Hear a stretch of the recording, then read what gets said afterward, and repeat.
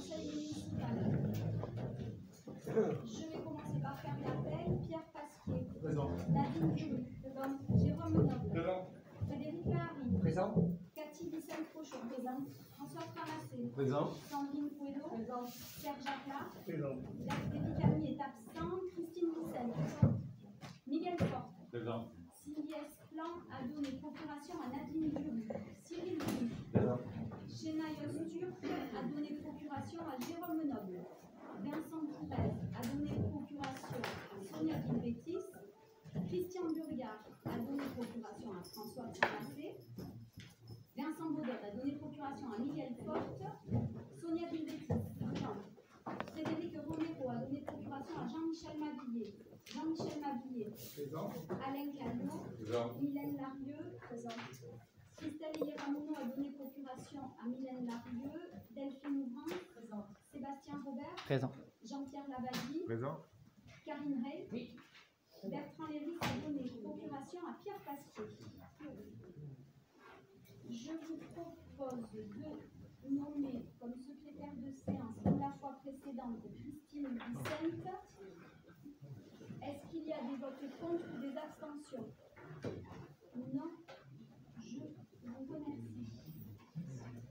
S'agissant du procès-verbal du dernier conseil, j'ai reçu 2 demandes de modification du groupe Vivre Onde, auxquelles je ne donnerai pas suite, puisque j'ai écouté les bandes et que les propos retranscrits par le secrétariat de direction et validés par la secrétaire de séance sont conformes aux échanges tels que j'ai pu les écouter ce matin.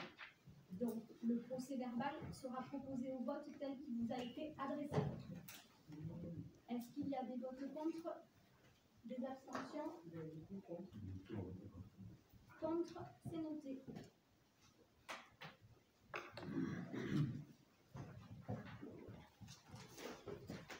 S'agissant des décisions qui ont été prises, il y en a quelques-unes. Donc d'abord, on va repasser je suis obligée de vous refaire état de la décision numéro 9 qu'on a passée au dernier conseil municipal, pour laquelle il y avait une erreur simplement dans les pourcentages et non pas dans les montants tels qu'ils étaient annoncés dans le tableau que vous avez reçu. Donc c'est la même chose, c'est la demande de subvention pour la construction du dojo à Londres. Simplement, les pourcentages qui étaient indiqués étaient faux. Et sur le nouveau document qui vous a été adressé, ils ont été corrigés, évidemment. La décision suivante, la 12, concerne la mise en disposition de l'entreprise un vélo de la parcelle cadastrée section AB numéro 0215 appartenant au domaine communal. C'est la parcelle qui est située à côté du mini-golf et sur laquelle l'entreprise un vélo sera déplacée dès cet été. Vous avez dans la décision il est fait état de la redevance qui a été proposée et acceptée par l'entreprise un vélo, puisque la parcelle aura une superficie supérieure à celle que vous avez déjà, si je ne me trompe pas, et que ça a été travaillé évidemment avec l'entreprise. Voilà. La suivante concerne le marché de construction de la maison de la chasse, avec un certain nombre de lots qui sont attribués, donc c'est les lots 1, 2, 4, 5, 7, 9 et 10. Qui sont détaillés dans le document que vous avez reçu, les autres lots étant déclarés infructueux. Et nous allons donc poursuivre ces consultations pour faire avancer le dossier. Et enfin, la création d'un poste de secours modulaire en bois pour la plage d'Ondres. Donc, comme vous le savez, on a travaillé avec le GIP Littoral pour avancer sur ce poste de secours et essayer de trouver une solution qui soit quand même à la fois esthétique, pratique, techniquement pérenne, etc. Et suite à l'appel d'offres, c'est la scierie, donc Labadie, qui a été retenue pour un montant de 174 615 € hors taxe. Ça fait partie du budget total de l'opération Plan Plage et ce sera subventionné par certains de nos financeurs. Et pour l'instant, on nous annonce qu'on est encore dans les délais pour espérer l'avoir pour cet été. Si toutefois le poste n'est pas terminé pour cet été, on a anticipé et on aura, comme les autres années, un poste modulaire bardé de bois. Les nageurs sauveteurs sont au courant, on en a parlé avec les équipes. Voilà. Mais pour l'instant, il semblerait que tout soit encore possible. Jérôme? Oui, enfin, tout est encore possible. Aujourd'hui, tendu en termes de délai. Donc ça peut se jouer, on va dire, à 1 à 2 semaines. Mais si c'est 1 à 2 semaines trop tard, on aura anticipé dans tous les cas. Donc qu'on l'ait ou qu'on ne l'ait pas, c'est pas grave, la saison se tiendra et on aura un poste adapté. Si c'est pas cette année, ça sera l'année prochaine. C'est pas très grave en soi. Très bien. Je vous propose qu'on entame donc l'ordre du jour de ce conseil municipal. Allez-y, vous pouvez la faire. Merci. Madame le maire, mesdames et messieurs les adjoints et mesdames et messieurs les conseillers municipaux, je tenais ce soir à remercier les élus de cette assemblée d'avoir voté la délibération concernant la protection fonctionnelle à Montbert. Pour ma part, il s'agit plus d'un vote de principe que d'un aspect financier. Je constate que pour des prétextes de forme et pas de fond, comme à l'habitude, les élus ont voté contre cette délibération. C'est leur décision et je la leur laisse. Cependant, dans un contexte où les élus subissent de plus en plus de menaces et d'intimidations dans l'exercice de leur mandat, j'estime ce choix regrettable. Au conseil municipal du 2 février, le mot courtoisie vous gênait, et donc vous avez voté contre. Au conseil municipal du 2 mars, vous avez de nouveau glosé sur la forme en évitant soigneusement d'aborder le fond. Je vous signale que la diffusion d'images provenant du système de vidéosurveillance est un délit. Seules les forces de l'ordre, sur réquisition d'un juge, peuvent visionner et exploiter les images provenant du système de vidéosurveillance. La sanction peut aller de 45 000 € d'amende et d'un an de prison. Dans ce cas précis, les images dont on parle ont été fournies par le gérant du camping qui, je suppose, a toutes les autorisations, en particulier l'autorisation préfectorale de la vidéosurveillance.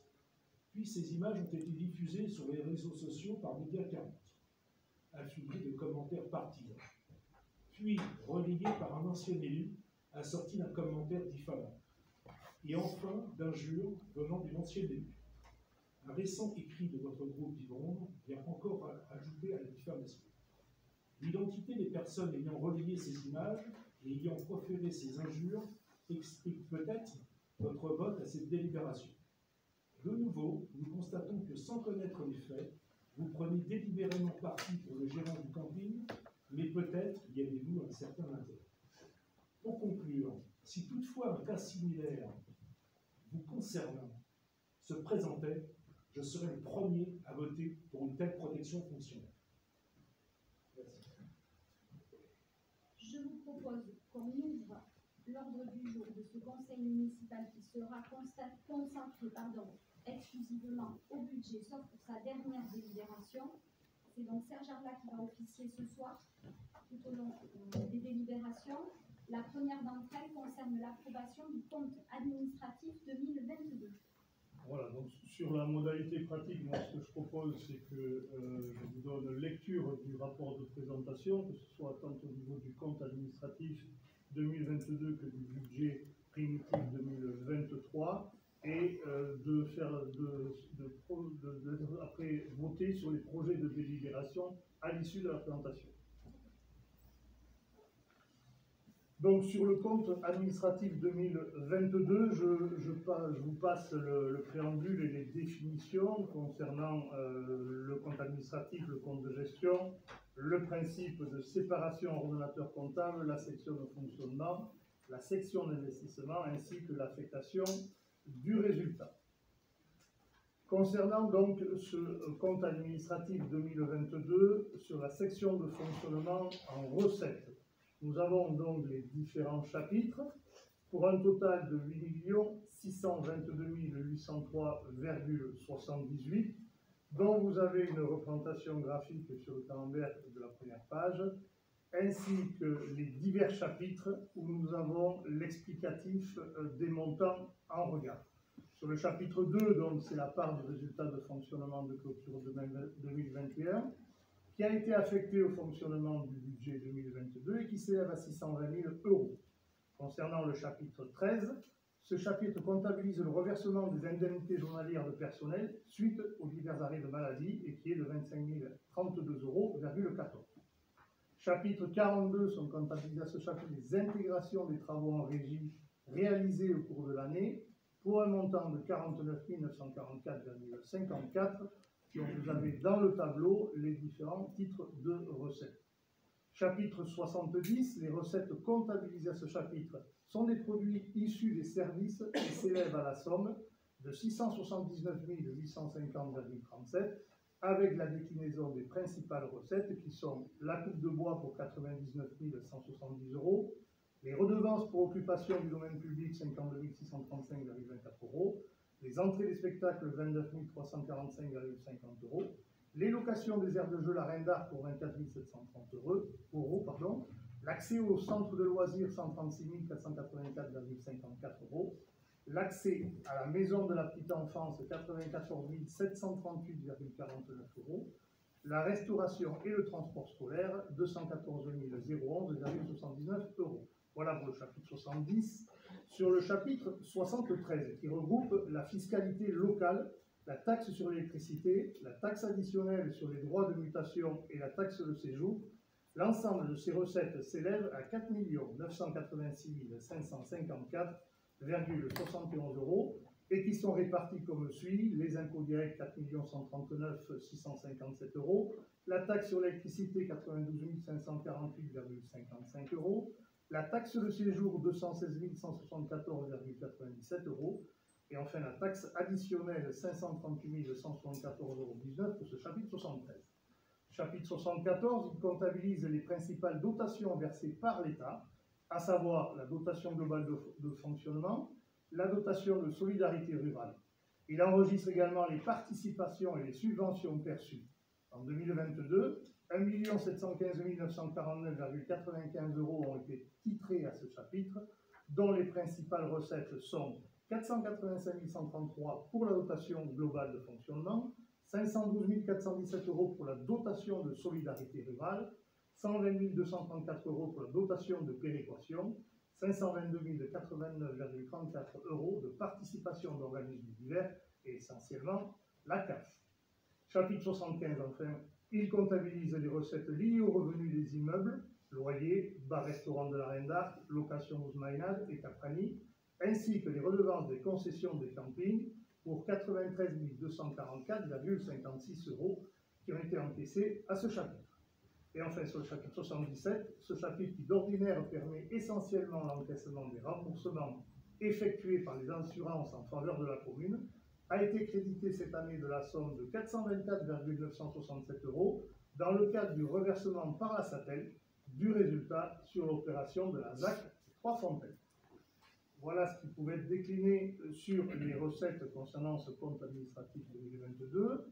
Pour les dépenses de fonctionnement, elles s'élèvent à 6 945 620,16 € et se répartissent avec le tableau qui suit, où nous allons un petit peu balayer les chapitres. Chapitre 11, il s'agit donc des dépenses à caractère général pour le fonctionnement des services. Ces dépenses sont en augmentation par rapport à 2021 et s'élèvent à 1 646 285,35 €. Cette situation est principalement due à une inflation particulièrement élevée en 2022. Si l'ensemble des dépenses de fonctionnement de la ville a été lourdement impacté par une augmentation générale des coûts, les dépenses d'électricité ont augmenté de plus de 10% et les dépenses liées au combustible ont doublé. Chapitre 12, il regroupe les dépenses de personnel qui s'élèvent en 2022 à 4 109 072,67 €. En fait, cette somme correspond à des contraintes de nombre prévisibles comme le versement d'une prime inflation de 100 € pour chaque agent dont le revenu annuel 2021 était inférieur à 26 000 € brut, mais également la revalorisation de 3,5% au 1er juillet du point de l'indice servant de base à la rémunération des agents publics, et enfin le rehaussement du traitement minimum de la fonction publique, avec le SMIC qui a connu en 2022 3 hausses successives, plus 0,86% au 1er janvier, plus 2,65% au 1er mai, et enfin 2,03% au 1er août. Le chapitre 14, il comptabilise les reversements faits par la commune dans le cadre du Fonds national de péréquation des ressources intercommunales, et en 2022, il est de 113 400,11 €. Chapitre 42, il comptabilise les écritures d'ordre budgétaire, et nous retrouvons ce même montant en recettes d'investissement. Sur le chapitre 65, il recense les dépenses appelées charges de gestion courante et regroupe les indemnités aux élus, la participation aux SDIS, au SNPEA, les participations et contributions aux différents partenaires, les subventions aux associations. Enfin, les dépenses à ce chapitre s'élèvent à 664 670,42 €. Sur le chapitre 66, il enregistre les charges relatives à la gestion financière. En 2021, son montant s'est élevé à 124 941 €. En 2022, il est de 44 181,57 €. Cette baisse est essentiellement due à la renégociation des emprunts opérés fin 2021 auprès de la Caisse d'épargne et l'annulation des intérêts corus non échus prévus au budget 2021. Chapitre 68. Ce chapitre comptabilise les provisionnements sollicités par la trésorerie. En 2023, cette dépense sera toujours inscrite au budget, mais deviendra une écriture d'ordre budgétaire et apparaîtra au chapitre 42. Voilà ce que nous pouvions dire sur la section de fonctionnement. Je vous propose de vous faire lecture de la section d'investissement sur ce compte administratif 2022, où nous avons en recette un total de 4 221 676,71 €, avec l'illustration graphique du camembert en bas de page, et ces recettes d'investissement qui s'élèvent donc à 4 221 676,71 comprennent principalement le solde d'investissement reporté pour 587 642,02, le fonds de compensation de la TVA pour 69 191,15, la taxe d'aménagement pour 387 696,66, la part d'excédent de fonctionnement reporté qui a été de 571 133,82, et enfin les subventions d'investissement pour 1 889 981,18 qui se déclinent comme suit: aménagement restaurant scolaire 24 759 €, le plan plage 65 674,42 €, la maison des jeunes et jeunesse 104 370,60 €, la SATEL pour le financement des équipements publics ZAC des Trois Fontaines 1 020 500 €, la SATEL a toujours pour le financement de l'extension de la station d'épuration ZAC des Trois Fontaines 558 €, le PFL pour 114 077,16 €, et enfin divers, Géolande département pour 10 600 €, et enfin un emprunt de 373 966 €. Voilà pour les recettes. Concernant les dépenses, donc un total de dépenses de 3 496 112,95 €. Vous avez également la représentation graphique sur le camembert en bas de page.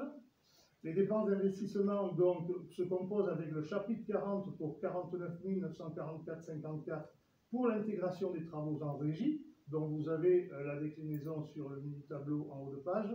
Les chapitres 100, 102, 105 et 107 pour un montant total de 1 216 394,71 €. Ces principales dépenses concernées sont la construction de la maison des jeunes pour 313 080,79 €, le nouveau groupe scolaire 132 670,21 €, le travaux pour le dojo 26 238 €, le plan plage 53 885,24 €, la Vélodyssée 20 103 €, programme de voirie 243 964,07 €, le tracteur John Deere pour les espaces verts au niveau du CTM pour 60 000 €, la remorque à Lyon 8 706 €, matériel et outillage de service technique 28 470,28 €, la tondeuse frontale 32 538 €, achat et aménagement véhicule de police 29 085,90 €, camion Iveco espace vert 27 600 €.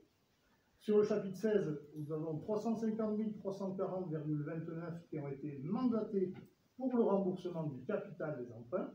Chapitre 27, 1 879 433,41 qui ont été cautionnés dans le cadre de l'affaire qui oppose la commune au consort Chauret. Les restes à réaliser en dépenses s'élèvent à 152 611,88 qui sont répartis comme suit. Voilà ce que nous pouvions dire sur le compte administratif 2022. Je vous propose maintenant de décliner ces résultats 2022, où les résultats de l'exercice 22 s'établissent comme suit. Sur la section de fonctionnement, 1 677 183,62 et sur la section d'investissement, 725 563,76. Sur le tableau A14 qui reprend les résultats de 2021, abondé des résultats 2022, nous avons un résultat de clôture au 31/12/2022 de 725 563,76 pour la section d'investissement et 1 677 183,62 pour la section de fonctionnement, soit un total de 2 402 747,38. Les résultats au compte de gestion, donc le compte de gestion qui est établi et envoyé au titre de la collectivité par le comptable du Trésor, nous avons un résultat d'exécution qui est exactement et à l'euro près identique au tableau des résultats de la collectivité et des comptes administratifs. Il y a donc bien concordance en ces résultats. Il est également joint sur l'épargne brute, donc qui est l'indicateur important. L'épargne brute qui est sur l'année 2022 d'1 525 939,10.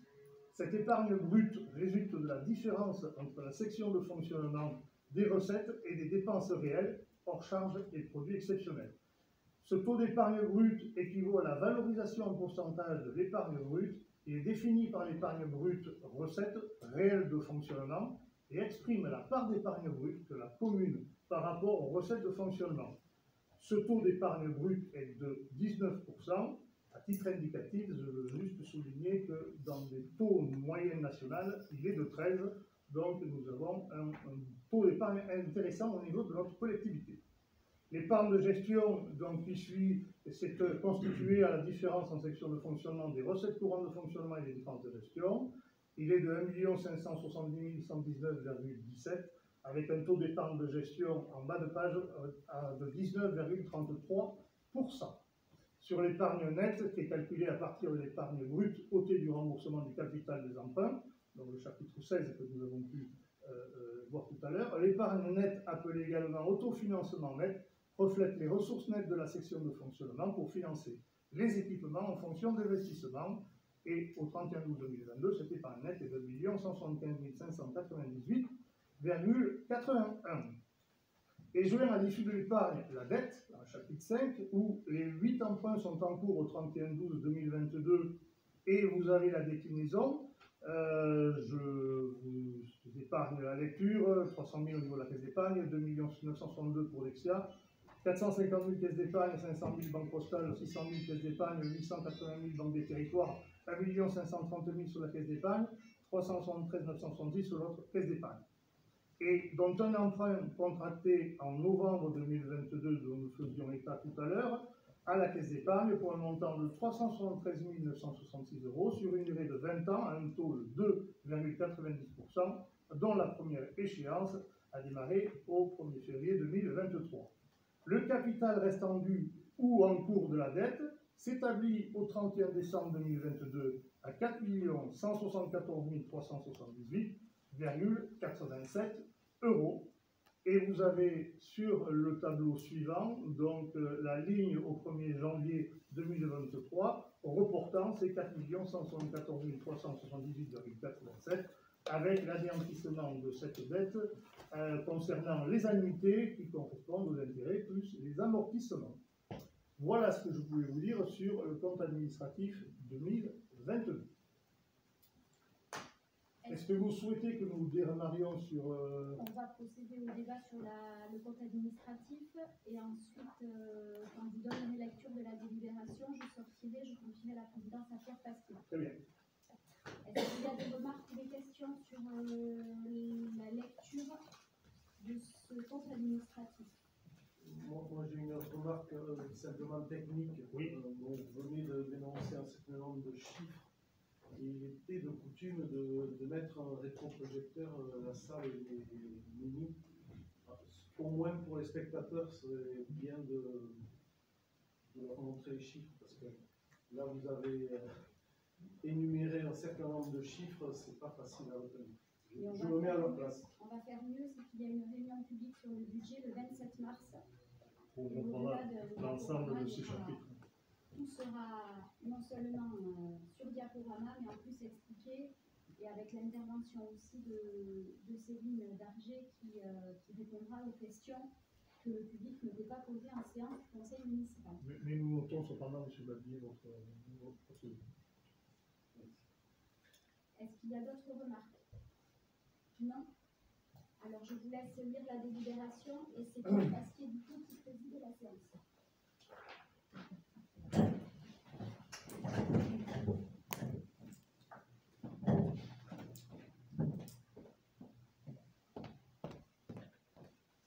Donc, M. Pierre Pasquier est élu par l'Assemblée délibérante président de deux séances. Le Conseil municipal réuni sous la présidence de Pierre Pasquier, délibérant sur le compte administratif 2022 dressé par Mme Eva Belin, maire, après s'être fait présenter le budget primitif et les décisions modificatives de l'exercice considéré, lui donne acte de la présentation faite du compte administratif, lequel est présenté dans le résumé ci-dessous.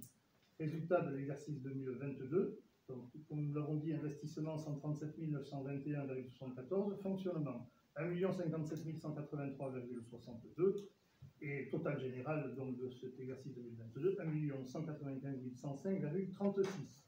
Constate aussi bien pour la comptabilité principale que pour chacune des comptabilités annexes les identités de valeur avec les indications du compte de gestion relatives au report à nouveau, aux résultats d'exploitation de l'exercice et au fonds de roulement du bilan d'entrée et du bilan de sortie, au débit et au crédit porté à titre budgétaire aux différents comptes. 3. Arrête le résultat définitif tel que résumé ci-après. Résultat de clôture donc 2022, 725 563,76, 1 677 183,62 et 2 402 747,38. Donc, Mme Belin ayant quitté la salle, il est demandé l'approbation du compte administratif 2022 du budget principal de la commune. Et il sera donc demandé au conseil municipal d'approuver ce compte administratif 2022 et que cette présente délibération pourra faire l'objet d'un recours devant le tribunal administratif de Pau dans un délai de 2 mois à compter de sa réception par le représentant de l'État dans le département et de sa publication. Tout citoyen justiciable pourra saisir le tribunal administratif par dépôt de sa requête sur le site www.telerecours.fr par l'envoi de la requête sur papier ou le dépôt sur place au tribunal. Des votes contre, M. Pasquier, vous voulez juste préciser le pourquoi du vote. Je peux Avant l'expression du vote, M. Babier, oui. Oui, c'était pour le justifier. D'accord. Maintenant, je peux le faire après, c'est pareil. Non, pas de souci. Donc, on va voter pour l'approbation du compte. Non pas qu'on était d'accord avec les comptes 2022, mais on vote le fait que le compte administratif est cohérent. Très bien. C'est juste. Y a-t-il des votes contre? Des abstentions? Vote à l'unanimité.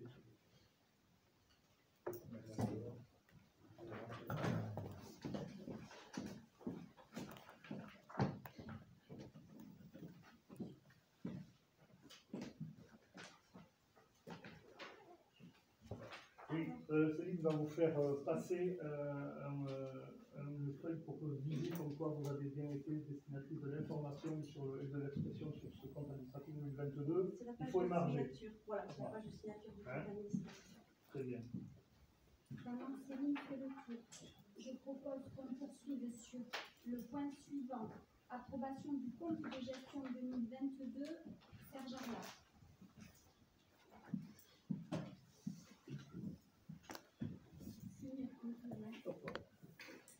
Donc, approbation du compte de gestion 2022, Madame le maire présente au conseil municipal le compte de gestion 2022 de la commune qui lui a été transmis par monsieur le receveur municipal et notamment les états 2.1 et 2.2 s'y annexés.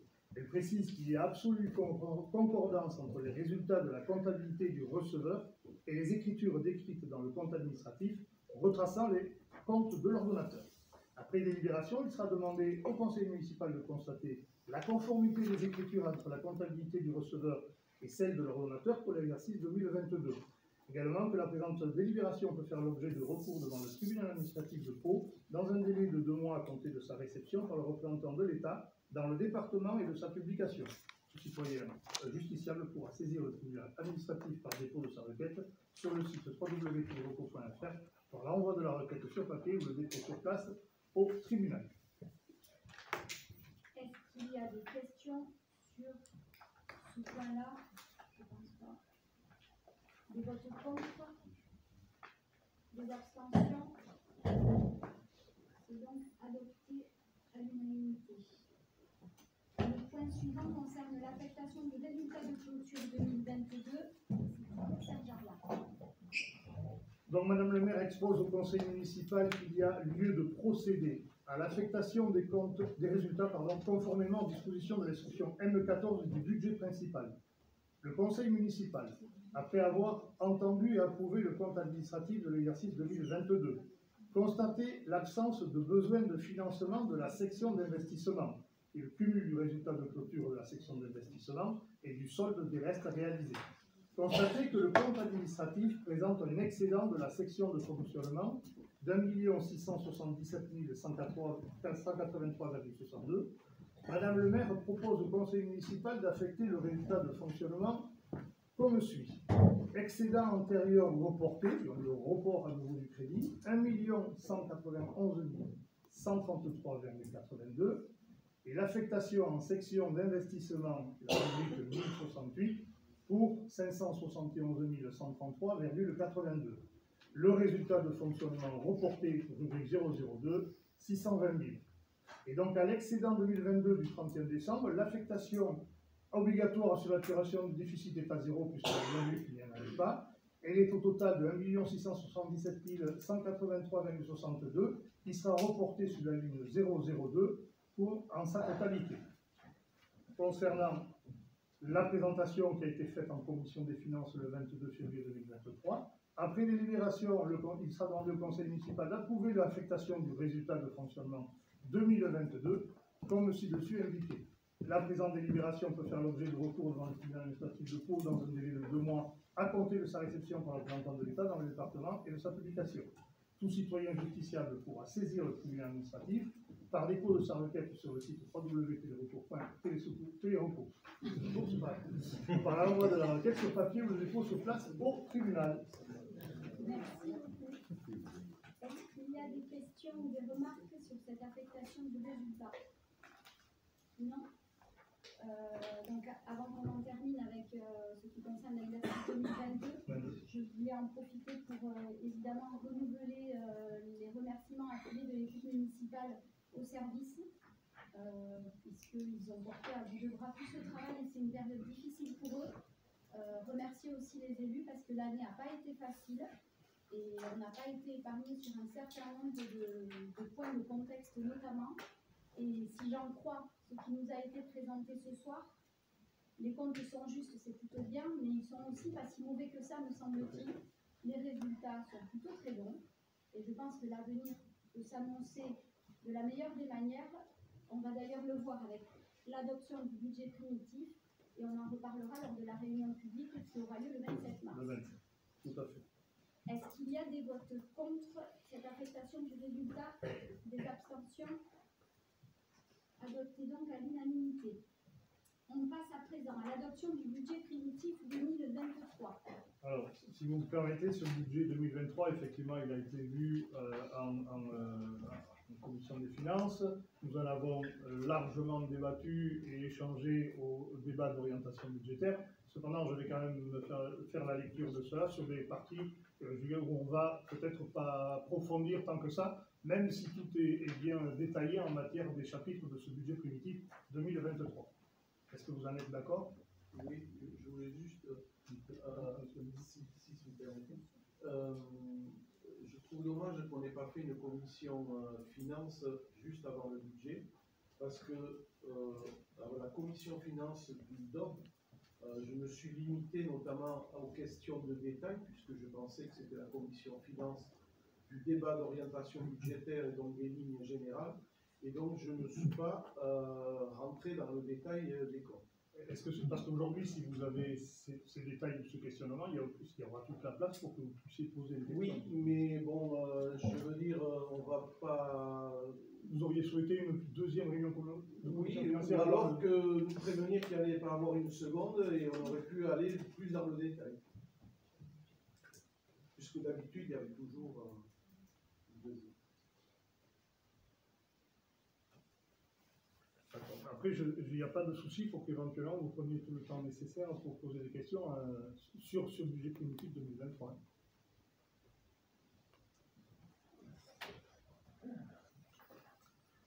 Donc, budget primitif 2023, je vous passe là également le préambule avec la définition, que ce soit le budget primitif, les décisions modificatives, les principes comptables qui sont à respecter. Également, donc, sur la vue d'ensemble, nous avons la présentation générale avec le modèle 2 sur le A1, avec donc quelque chose qui est reporté plus synthétiquement sur la section de fonctionnement de ce budget primitif 2023. La section de fonctionnement s'équilibre tant en recettes qu'en dépenses à la somme de 9 120 000 €. Sur le chapitre 2, le résultat de clôture 2022, dont vous venez de voir, est donc reporté sur le budget 2023 et s'élève à 1 677 183,62 €.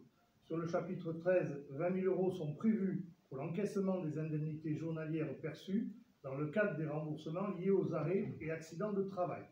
Chapitre 70, chapitre nommé Produits des services du domaine et ventes diverses, regroupe le montant des ventes liées aux prestations de services et aux produits afférents aux activités dites annexes.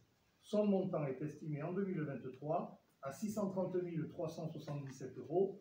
Les principales recettes sont la vente de bois pour 60 000 €, les occupations du domaine public pour 85 000 €, l'accueil au centre de loisirs 120 000 €, l'accueil à la crèche 90 000 €, les droits des places spectacles 35 000 €, le transport et la restauration scolaire 219 500 €. Sur le chapitre 73 qui regroupe les recettes à caractère fiscal, elles sont estimées à 4 990 000 € et représentent 45% des recettes de fonctionnement. Cela se décline comme suit: la taxe foncière pour 4 140 000 €, la taxe sur l'électricité 93 000 €, la taxe de séjour 217 000 €, la taxe additionnelle 540 000 €. La délibération des taux d'imposition 2023 ne prévoit pas d'augmentation. Les taux applicables, alors à ce moment-là, Madame le maire, est-ce que vous auriez éventuellement, vous avez chacun trouvé sur votre, voilà, c'est qu'il se trouve que la direction départementale des finances nous a informé il y a 48 heures, c'est moi qu'il y avait une nouvelle base d'imposition qui concernait principalement les logements vacants ainsi que les locaux professionnels. Il faut aujourd'hui, de par ce changement de portage, que ce soit acté au niveau d'une délibération. C'est pour cela que vous avez ça qui est rajouté au titre de cette délibération des taux d'imposition 2023. C'est un taux de 20,86% et qui est générique à l'ensemble des collectivités du territoire national.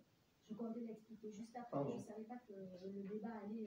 Mais comme je le trouve, je le place. On substituera la délibération remise sur table à la délibération suivante. On vous donnera plus d'explications, évidemment, sur le moment. Donc, chapitre 74, ce chapitre comptable regroupe l'ensemble des recettes perçues au titre des dotations de l'État, ainsi que des subventions et ou participations de divers organismes en exécution de contrats ou de conventionnement. Donc, 1 704 000 sont prévus à ce chapitre, dont la dotation globale de fonctionnement pour 485 000 €, la dotation de solidarité rurale pour 443 000 €, la dotation de péréquation 120 000 €, les participations 4 principalement 586 500 €.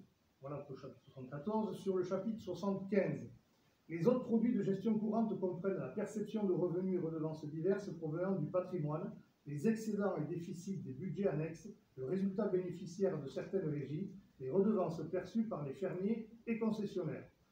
Pour l'exercice 2023, il y est prévu 83 900 €. Sur le chapitre 77, ce chapitre qui regroupe ce que l'on appelle les produits exceptionnels, c'est-à-dire les encaissements qui ne se rapportent pas à l'activité dite normale de la collectivité, 14 489,38 € sont prévus en 2023, et à ce chapitre et correspond de l'annulation de mandat sur l'exercice antérieur.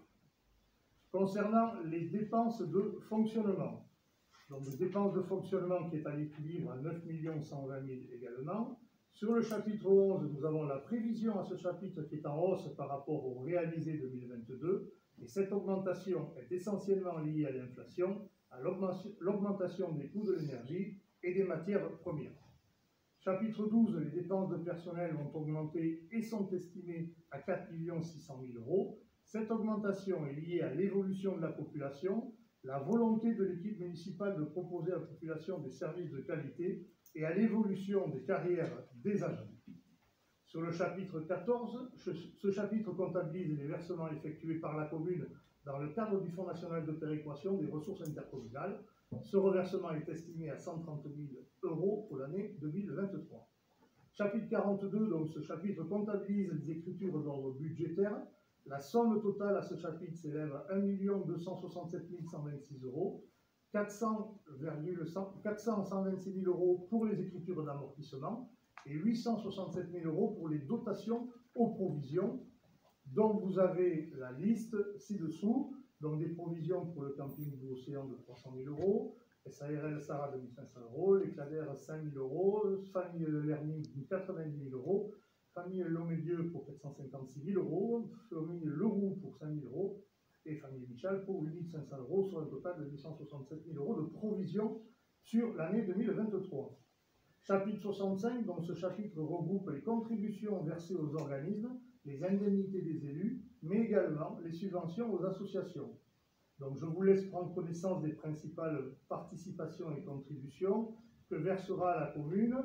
Bon, pour balayer rapidement, le SDIS 100 000 euros, le syndicat des états landais 2 500 euros, DRQ Poitou, mise à disposition MNS 9 000 euros, les frais de scolarité élèves André 700 euros, crèche familiale Céleste 43 000 euros, contribution MM Tarnos 45 000 euros, le SIDEC éclairage public 25 000 euros, SNPV transport urbain 165 000 euros, la contribution Géoland 8 000 euros, le syndicat littoral landais nettoyage de plage 30 000 euros, syndicat gestion des baignades surveillance des plages 6 500 euros, le chenil Biropoulet, pardon, 9 500 euros, CMR Land intervenant école de musique 14 000 euros, et reversement de taxes de séjour 16 000 euros.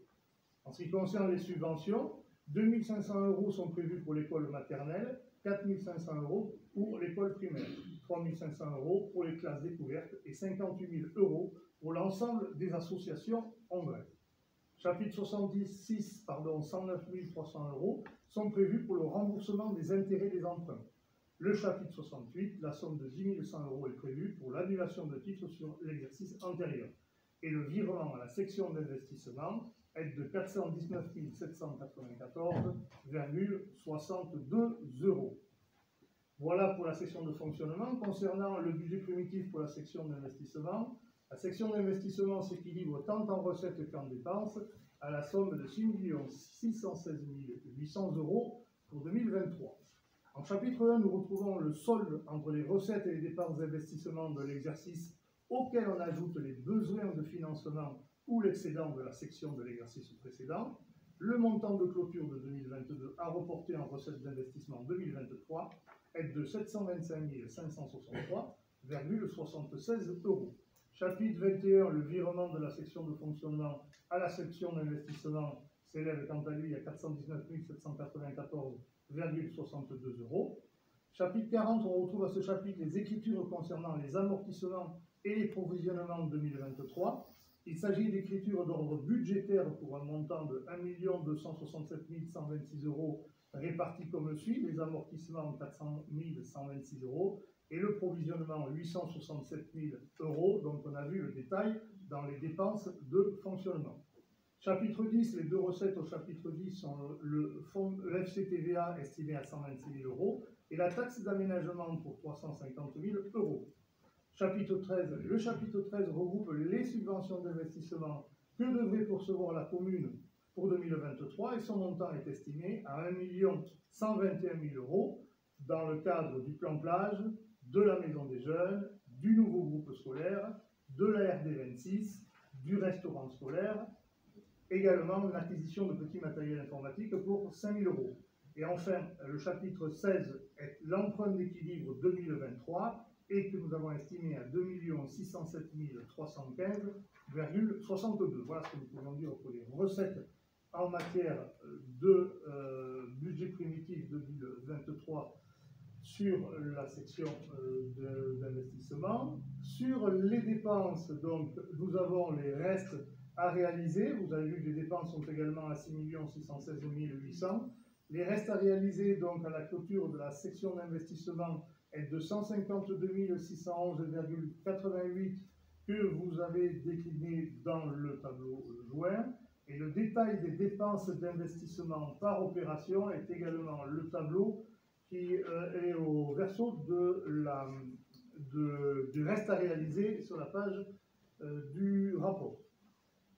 Globalement, on peut estimer donc que nous avons des bâtiments communaux pour 3 114 777 dans le prévisionnel 2023, de l'équipement technique pour 11 000 euros, la voirie 1 338 000 euros et 1,6 million euros pour le plan plage au niveau de tourisme, de la rubrique tourisme.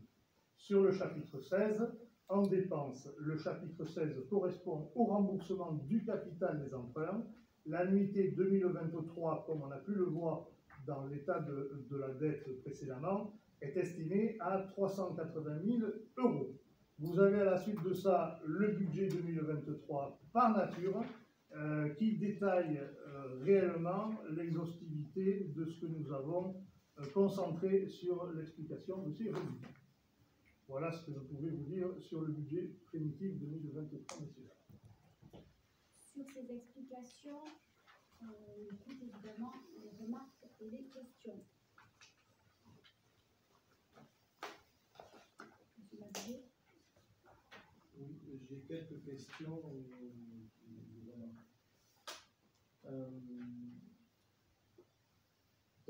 Au chapitre 12, dans la dépense du personnel, nous allons passer à 4,6 millions. C'est notre prévision. Dans les prévisions. On va faire le prévisionnel est à 4,6 millions. Oui, tout à fait. Et le réalisé était à 4 millions 100. 120, oui. Donc ça fait 491 000 euros d'augmentation. En 2022, il y avait également prévu 500 000 euros et n'ont été réalisés que 300 000. Donc pourquoi avoir remis 500 000 euros? Voilà, ça c'est ma première question. Vous avez justifié en disant que c'est lié à l'augmentation de la population. Enfin, c'est surtout lié à l'augmentation des effectifs. Ce n'est pas la population que rémunère, hein, c'est les effectifs. Donc, du coup, combien d'effectifs en plus prévus pour cette année? Je les pose toutes les questions? Oui, oui. Au chapitre 65, indemnité aux élus, est prévu 2200 euros. Et je suis allé voir, en 2021, il y a eu 600 euros. En 2022, 790 dépensés. Voilà. La raison. SMPB, donc, pardon, le syndicat des mobilités, prévu 165 000. Est-ce que ça veut dire que vous maintenez la navette payante pour la plage? Et pour finir avec le budget fonctionnement, peut-être vous me répondez, je passerai aux investissements. Est-ce que je n'ai pas trouvé la provision concernant la gestion du camping, le cas échéant, où le tribunal tranche en faveur de la commune? Donc, pour rappel, vous aviez prévu 150 000 euros pour abonder la nouvelle société. Je n'ai pas su la trouver, je ne sais pas si elle y est. Dans le tableau des provisions, c'est la première ligne. Monsieur Non, 300 000, c'est le risque encouru. Oui. Mais ça, c'est pas un risque, c'est pour la gestion. D'accord. Ça, c'est pour la gestion future, dans le cas où vous récupérez le camping. D'accord. On parle de la provision qui devait alimenter la régie.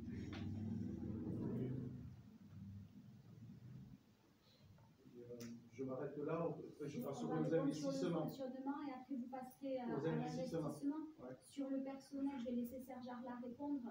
Oui. Mais vous avez bien compris, quand on vous parle d'augmentation de population, c'est que quand même plus il y a de la population, plus il faut quand même embaucher. On est d'accord, donc combien? Plus il y a de population, plus il y a d'agents. Si je pouvais le prévoir, je vous le dirais, mais je ne peux pas vous dire aujourd'hui combien de familles vont venir habiter, combien on va devoir embaucher d'animateurs au centre de loisirs. Tout est fonction de ça, et ça on ne peut pas le prévoir pour l'instant tant que les logements ne sont pas livrés et ne sont pas occupés, puisque les bailleurs et les propriétaires, a fortiori les propriétaires privés, ne nous donnent aucune information sur la typologie des familles qui vont venir occuper les logements. Donc ça, on ne pourra pas y répondre. Donc c'est une anticipation prudente pour le cas où on devrait, comme cette année, recourir à un certain nombre d'embauches un peu dans l'urgence du nombre de logements livrés. On a pris le postulat, effectivement, d'avoir quelque chose de raisonné, tablé un peu sur ce qui s'est passé en 2022, tant au niveau des évolutions salariales, et on s'en félicite, qu'éventuellement un accroissement d'agents au niveau du CTM ou autre, pour répondre aux besoins de la population grandissante. Ma question était de dire 500 000, ça représente combien de salariés en plus? Ça serait 10% si vous voulez que je vous le donne à la louche. 10%. Voilà.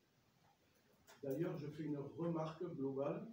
Il y avait beaucoup, je ne sais pas si c'est la réglementation ou c'était ce qui se faisait avant, mais il y avait un chapitre ressources humaines dans le budget qui n'a pas cette année. En 2021, vous l'aviez fait, en 2022, vous l'aviez fait. Et on avait un tableau en donnant le nombre de personnes par service. C'était en 2021, bien sûr dans les mandats précédents aussi, mais en 2021, 2022, c'était réalisé. Je ne sais pas si c'est une obligation légale, je ne me suis pas renseigné, mais je trouve bizarre que ça y soit pas fait. Sur le chapitre 65, indemnité des élus de 1 500 €. Vous n'avez pas de réponse sur ma question? Non, parce que si on vous le présente comme ça, c'est que pour nous, c'est obligatoire. Si c'est obligatoire, Mais justement. vous croyez bien quand même qu'on ne va pas vous présenter des documents en vous disant, monsieur Avier, ils ne sont pas réglementaires, mais on vous les présente pas, et si on vous les présente tels quels, c'est quand même que les services ont travaillé dessus. Non, Et on travaille avec dites-le-moi quand c'est ça. notamment et les services de l'État pour s'assurer que vous avez été élu avant tout. Eh bien oui, mais c'est pour ça, nous, il nous semblait que c'était illégal. Indemnité des élus. Serge Arlas, s'il y a une réponse sur cette histoire de 2 500 € au lieu de 700 €, 2 200 €. Non, moi je ne C'est les frais de mission. Frais de mission. On voudrait savoir à quoi ça correspond. Si jamais les élus ont des missions Mais est-ce qu'il s'agit d'élus qui ne bénéficient pas de l'indemnité ou est-ce qu'il s'agit d'élus bénéficiant déjà de l'indemnité? Si ça arrive, c'est des élus qui ne bénéficient pas d'indemnité en règle générale, sauf s'il y a des déplacements ou sauf s'il y a des formations très loin ou des séjours à aller effectuer avec des unités, etc. Ça passera effectivement en détriment. Sur le SMTBA, les 165 000 € et la question des navettes, c'est en cours d'étude. On est en cours de travail avec le SMTBA. Pour l'instant, on n'a pas finalisé l'atterrissage pour l'été 2023 et on est en train de travailler pour voir comment on propose le déroulement de la saison. Et dès que ce sera arrêté, de toute façon, il y aura communication évidemment envers la population. Donc là, vous confirmez qu'aujourd'hui, ce n'est pas prévu. Je vous dis non, je confirme rien. Je Non, dis non. que pour l'instant, on y travaille. Non, mais dans le budget, Pour l'instant, on travaille. 165 000, ce n'est pas avec le paiement de la navette. Pour l'instant, on travaille à l'hypothèse de la saison estivale. Et malgré le fait qu'il n'y ait rien là, on peut très bien travailler, même sur une navette gratuite que nous on financerait via d'autres leviers. On est en train de travailler, on verra. Ce n'est pas encore arrêté. Et enfin, sur la provision pour la gestion du camping, vu qu'on avait, par sous le couvert de Céline et Serge Arla, mais on avait provisionné 150 000 € qui pour l'instant n'ont pas servi. Donc évidemment, ils sont toujours... Et ils feront l'objet... Ils ont été reportés, non?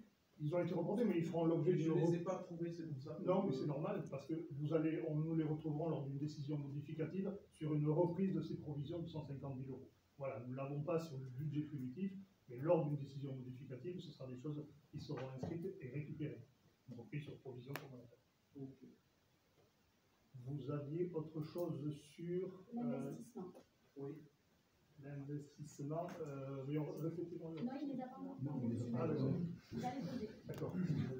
J'ai pas beaucoup de questions, je dirais, là-dessus. C'est plus notre vision de vos désinvestissements proposés.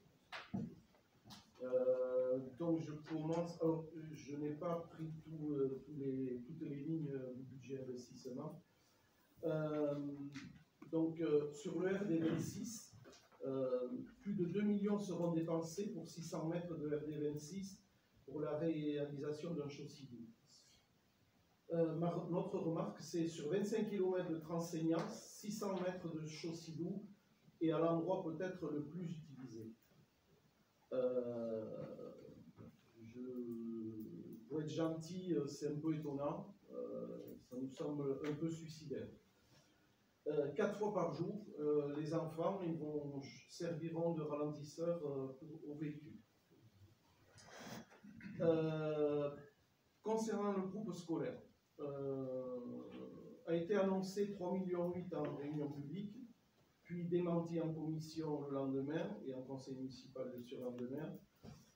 On est passé à 4,430 millions. Nous serons largement au-dessus de 6 millions TTC. Et ensuite, nous avons... pourquoi faire cette école à cet endroit? Une école dans une zone inondable, ancienne de la Doue, et là, et je veux le ressortir parce que c'est tellement important. Il y a un avis de la Concorde qui le dit, il y a un rapport du commissaire enquêteur et il y a un avis de la DGTM. Mais peut-être que dans 15 ans, on en reparlera. Pour une école éloignée de 2 km des premiers élèves, 10 fois plus de déplacements carbonés. Aujourd'hui, 20 élèves montent jusqu'aux écoles du haut. Demain, 200 élèves descendront vers l'école du bas. Sans compter que pas de parking. On voit ce qui se passe aujourd'hui, notamment à l'école maternelle, j'y étais encore tout à l'heure. Pas de parking prévu, un dépôt de minutes et 6 places pour l'école maternelle. Plus d'organisation pédestre, plus de pédibus. Une école éloignée de toutes les bibliothèques, Caprani, Lavandar, éloignée donc de 2 km. Une école en plein milieu d'un quartier touristique, comment vont cohabiter les deux activités? On a pu lire avec une démographie galopante, mais ce qu'on a constaté, c'est que le nombre de classes n'évolue pas. Car 5 classes créées pour l'école élémentaire en bas et 5 classes de rétrocédées à la mairie en haut. Donc on a un iso-classe. Je passe au plan plage. Nous avons alerté lors du dernier conseil, bien sûr sans reparler de la Pinède, je ne vais pas y revenir dessus, mais de la brèche réalisée en façade où le cordon lunaire a été massacré sur 50 mètres pour reproduire un accès quasiment identique à l'existant. Et de plus en y soutirant des mètres cubes de sable.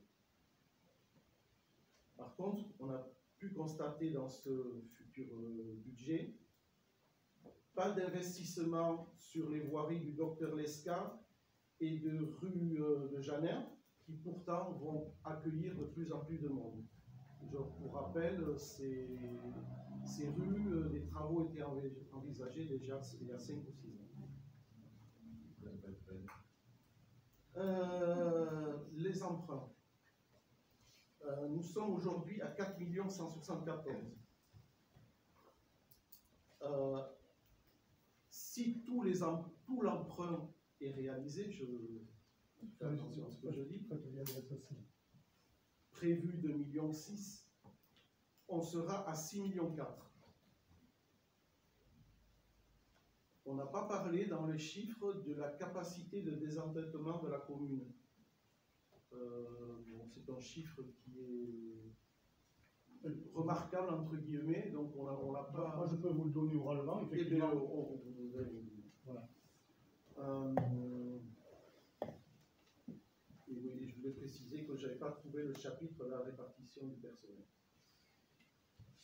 Donc, pour toutes ces raisons, j'attends vos réponses, mais pour toutes ces raisons, on retrouvera Je vais juste vous donner le ratio clair concernant le taux de désendettement dans la commune. Il est de 3,9. Voilà. pour ce jour. À ce jour, bien sûr, je ne peux pas faire de la politique fiction de l'engagement de. Oui, 3,9, ce qui est quand même, vous en conviendrez, M. Mably, quelque chose d'excellent en matière de ratio. Oui, qui est nettement meilleur des 15 annoncés pendant la campagne par Mme Delay. Mais ça c'était avant, et je le maintiens. Oh non, mais oh, madame, pas ça. Pas ça. Mais non.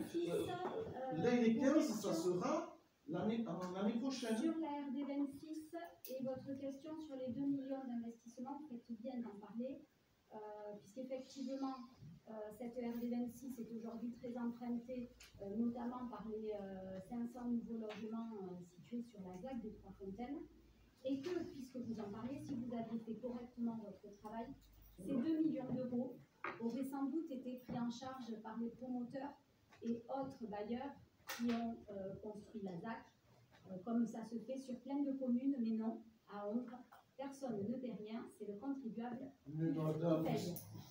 Vous n'avez pas la parole, je vous ai laissé. Non, mais vous n'avez pas le droit de poser vos questions. Maintenant, je vous réponds. Vous passez bien des séances entières à dire n'importe quoi, donc laissez-moi vous répondre. Oui. Et je vais développer. Quand je dis n'importe quoi, donnez-moi. Sur le groupe scolaire, vous avez aussi dit n'importe quoi, parce que c'est pas en alignant des mensonges, en les répétant ici, à l'extérieur, sur les réseaux sociaux, partout où vous voulez. Si ça vous fait du bien, faites-le. Franchement, nous, ça ne nous fait pas de mal. Par contre, ce qui va devenir intéressant, c'est de prouver les choses et d'arriver avec des documents. Donc, vous voyez là, c'est marrant. J'ai un rapport du CIGES Aquitaine, édité le 5/12/2022. C'est pas vieux quand même, le 5/12/2022. Et bien, figurez-vous qu'il y a une carte de la commune d'Hongre et que quand on fait un gros plan, et que tout le secteur des Maïnates, il est concerné, ni par, et je cite, les inondations de caves, ni par les débordements de nappes. C'est quand même curieux. Et ça, c'est un document officiel que tout un chacun peut se procurer en allant sur le site internet. Et ça veut dire que le commissaire enquêteur, il est... Ça veut dire que le commissaire enquêteur... L'ADTM se trompe, et ça veut dire que les services... Ça veut dire que les services de la communauté des communes se trompent. C'est juste quand il y a un document. Et ce document, il est là. Mais je vous en cite 3 documents, moi. Oui, montrez-les-moi. Mais vous les avez. Ça, c'est un document officiel. Mais et alors la DDTM, c'est pas officiel. Ils sont téléchargeables. Non. Non. Je me base, ils sont venus en mairie cette semaine. Ce document, il est officiel. Il date du 5 août 2020. Et ce qui est en Je termine, visible. vous n'avez plus la parole. Les déplacements. Alors moi, j'apprécie aussi parce qu'aujourd'hui, moi, je ne suis pas capable, avec toutes les données qu'on nous donne, les services, je regarde Christine Bissette, les services scolaires ne sont pas capables non plus de faire des projections sur le nombre d'enfants, mais on a de la chance parce que le groupe Vivron, on peut faire des projections. Et donc le groupe Vivron, c'est même que 200 enfants prendront le bus. Moi, tout ce que je sais, c'est que déjà aujourd'hui, j'ai pas dit ça. 200 enfants descendront Et alors, c'est pas le bus. fois 10 sur les déplacements. C'est pas 10, c'est pas le bus. Moi, tout ce que je peux dire à l'heure d'aujourd'hui, c'est que par exemple, ce qui est factuel, c'est que moi j'ai 23 enfants qui prennent le bus à l'arrêt Allée des Dunes, qui est situé à 10 mètres de la future école. Donc il y a déjà toute une classe entière d'enfants qui ira à l'école à pied. Et tous les autres qui habitent dans le secteur aussi. Et on se donnera rendez-vous pour faire le compte. Non, parce que les vôtres, moi quand j'ai pas de chiffres à prouver, je ne les donne pas. Je ne fais pas comme vous de la politique fiction. 250 ou 23, il ne faut pas sortir de Polytechnique pour... Sur les parkings, pas de parking. Ben ça aussi, politique fiction, où vous avez vu qu'il n'y avait pas de parking. Il y a déjà un parking qui est existant, qui est vide 10 mois sur 12, et ça tombe bien les 2 mois où il est plein.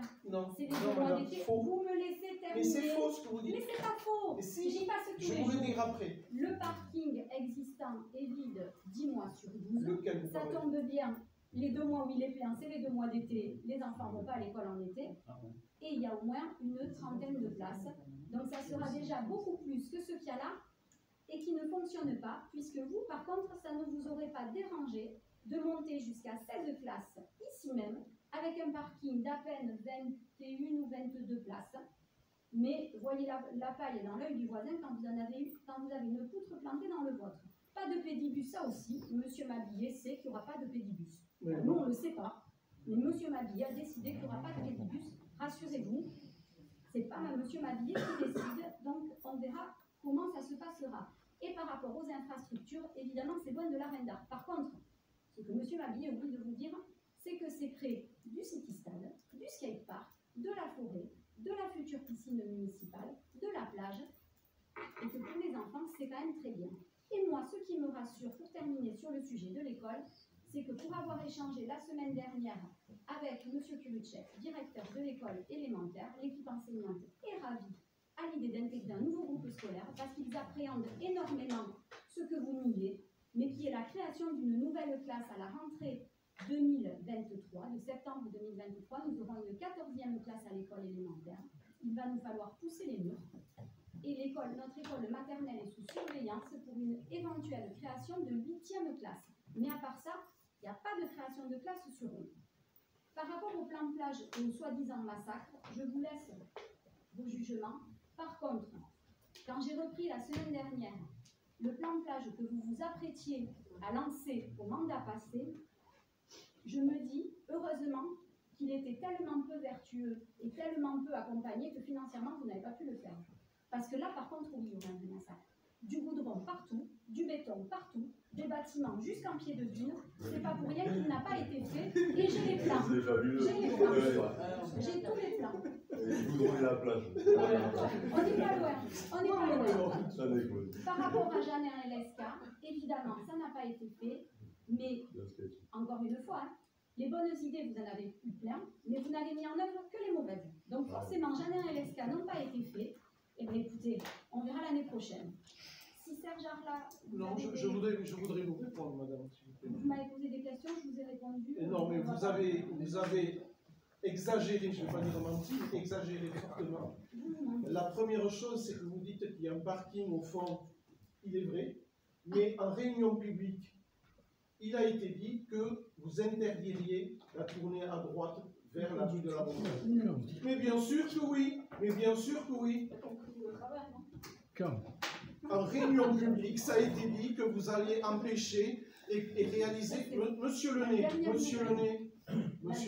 vous êtes obligé de dire la vérité. On ne peut pas interdire le tourner à droite, ça chemin à la montagne. Mais c'est ce que vous avez dit.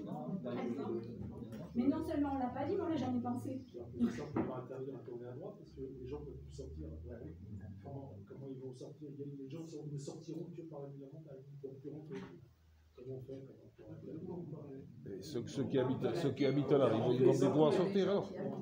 Vous avez dit que vous allez fermer pour la rentrée. Je crois que vous avez mal. D'accord, Je crois. Oui. Tant mieux, mais jamais été dans les prévisions. Pourtant, ça a été dit. Je ne l'aurais pas relevé sinon. Par contre, les parkings, effectivement, il y a un parking au fond et 6 places devant. Okay. Et il y aura aussi un parking pour le personnel. Oui.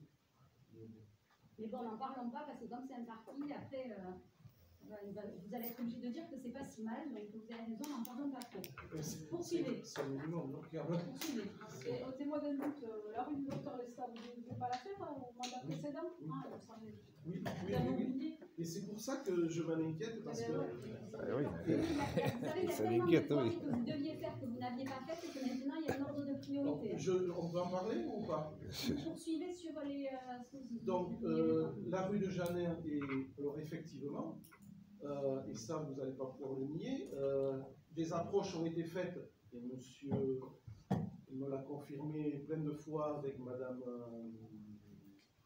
Lesca, pour la rue du docteur Lesca, pour agrandir la rue du docteur Lesca. Les discussions n'étaient pas bonnes. Ah, il me semblait bien. Et donc aux dernières nouvelles, vous m'aviez dit que ça avançait doucement. Donc je remarque que ça avance plus. Par contre, alors ça déborde un peu du budget, mais la haie continue d'avancer et déborde, elle, aujourd'hui de 80 cm sur la rue du docteur Lescot. Donc voilà, je ferme. Et la rue du docteur Janer, de Janer. Des discussions avaient lieu avec un propriétaire, je ne me souviens plus de son nom, pour couper la haie. Il était d'accord. On devait le réaliser en fin de mandat dernier. La haie devait être enlevée et récupérée. Et vous ne l'avez pas fait. Mais non. Voilà. Mais bon, ça fait 3 ans que vous y êtes déjà. Oui, mais il y a d'autres priorités parce qu'il y a plein d'autres choses que vous n'avez pas faites. Ah, et je pense, madame, que vous avez laissé des choses quand vous allez partir. Je pense que vous n'avez pas tout réalisé. Je pense. Est-ce qu'il y a d'autres remarques sur ce budget 2023? Monsieur Ouzoulias. Merci. Vous n'avez pas encore répondu sur la dangerosité de la R26. Mais parce que ça, encore une fois, c'est tellement ridicule. C'est Le CEREMA, c'est pareil, le CEREMA. J'aurais dû, oui, c'est ridicule, parce que j'aurais dû venir avec le rapport du CEREMA. On va pas plus long, regardez ça, c'est ridicule. J'aurais dû venir avec le rapport du CEREMA, mais c'est gros comme un annuaire, qui prône le Chaucidou dans des contextes typiquement similaires à celui de la RD26, mais là aussi, on a un plus grand spécialiste que les spécialistes, c'est suicidaire. Parce qu'il faudra s'en rappeler, c'est suicidaire. Oui, 25 km, et il y a 40 qu'on va faire en Chaucidou. Pourquoi à Tarnos on ne fait pas de Chaucidou? Mais ils en font des Chaucidou, ils vont en faire là à Tarnos. Sur la transeignante? Ça arrive partout. Sur la transeignante? Mais pas sur la transeignante, sur d'autres axes. Mais c'est pas la typologie de l'axe au titre administratif du terme qui compte. C'est le contexte et c'est la situation urbaine qui compte. Franchement. Et à Saint-Martin, il y a aussi un contexte urbain. Pourquoi, mais après, chacun fait ses choix. Et bien voilà. Mais reconnaissez que ici. Nous, on avertit que c'est dangereux. Voilà. Maintenant, et ça sera Monsieur Robert. Oui, merci. Je veux juste dire calmement que mon vote à venir n'est assurément pas à l'encontre de Serge Arla et de l'équipe et du service municipal qui l'accompagne, et dont je reconnais à la fois l'engagement et le travail comme étant exemplaire. Merci. Merci. Je vous propose qu'on passe à la projet de délibération. Oui. Donc, vu le débat d'orientation budgétaire tenu lors de la séance du conseil municipal en date du jeudi 2 mars 2023, vu l'adoption du compte administratif 2022 et l'affectation du résultat de fonctionnement 2022 lors de cette même séance du conseil municipal du jeudi 16 mars 2023, vu la présentation du projet de budget primitif 2023 lors de la commission des finances en date du mercredi 22 février 2023, Madame le maire présente le budget primitif 2023 équilibré en recettes et en dépenses à la somme de 9 120 000 € en section de fonctionnement, 6 616 800 € en section d'investissement. Madame le maire présente au conseil municipal le budget primitif 2023 par chapitre comptable en section de fonctionnement et par opération à section d'investissement. Donc, ça concerne effectivement ce qui a été décliné tout à l'heure, les sections de fonctionnement avec l'équilibre de 9 120 000 € tant en recettes qu'en dépenses, et la section d'investissement pour 6 616 800 €, également là, tant en recettes qu'en dépenses. Après délibération, il sera demandé au conseil municipal d'adopter le budget primitif 2023 tel que ci-dessus présenté. La présente délibération peut faire l'objet de recours devant le tribunal administratif de Pau dans un délai de 2 mois à compter de sa réception par le représentant de l'État dans le département et de sa publication. Tout citoyen justiciable pourra saisir le tribunal administratif par dépôt de sa requête sur le site www.recours.fr par l'envoi de la requête sur papier ou le dépôt sur place au tribunal. Est-ce qu'il y a donc des votes contre le budget, primitif 2020, contre le budget et pas contre l'administratif. Pour moi, ça paraît tellement évident. Pas tous. Adopté avec 7 votes contre. On passe donc à la délibération suivante sur les taux d'imposition pour lesquels je vous indiquais, Serge Arla vous indiquait que nous avons reçu hier matin un état 1259 en provenance de la DDFI pour la commune, et le service comptabilité s'est donc aperçu qu'une nouvelle ligne y apparaissait pour le vote d'un taux de recouvrement d'une part de taxe d'habitation. On a donc pris contact hier matin avec les services de la DDFI et il s'avère que l'État en fait permet finalement aux collectivités de voter dès 2023 un taux à appliquer pour de la TH alors que ce taux était jusqu'à présent gelé. Ce taux concernera, comme l'a dit Serge Arla, les résidences secondaires et les locaux professionnels vacants. C'est donc ce qui vous est proposé, c'est de voter ce taux de 20,86% pour la TH dans ce contexte-là, étant entendu que la recette qui pourrait être générée dès cette année s'élèverait à 159 200 €. Voilà. Donc c'est pour ça que nous avons substitué la délibération et que vous en avez une sur table qui vous permet d'accéder à cette somme-là. Est-ce qu'il y a des remarques ou des questions? Oui, pardon. On vote à la fois pour le nouveau taux pour la taxe d'habitation et pour le maintien des taux sur les taxes foncières. Les taux, il était prévu de maintenir les taux, donc ça on ne touche pas, tel que vous les avez reçus dans la délib. La seule chose qu'on ajoute, c'est d'appliquer le taux de 20,86 pour la TH, tel que nous le permet la DDFIP. Je veux juste dire que moi je continue de ne pas comprendre quelle spécificité à Honda fait que notre taux d'imposition foncière est le plus élevé du département. D'accord.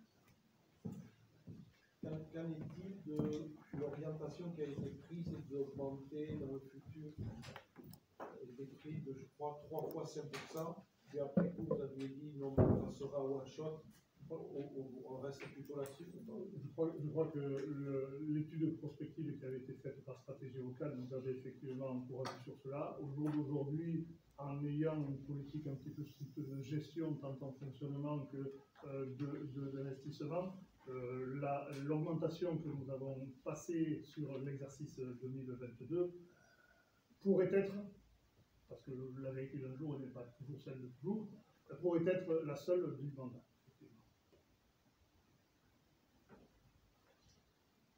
Est-ce qu'il y a d'autres remarques ou d'autres questions? Pour expliquer le vote, on était déjà contre l'augmentation l'année dernière de la taxe foncière, donc on votera également contre.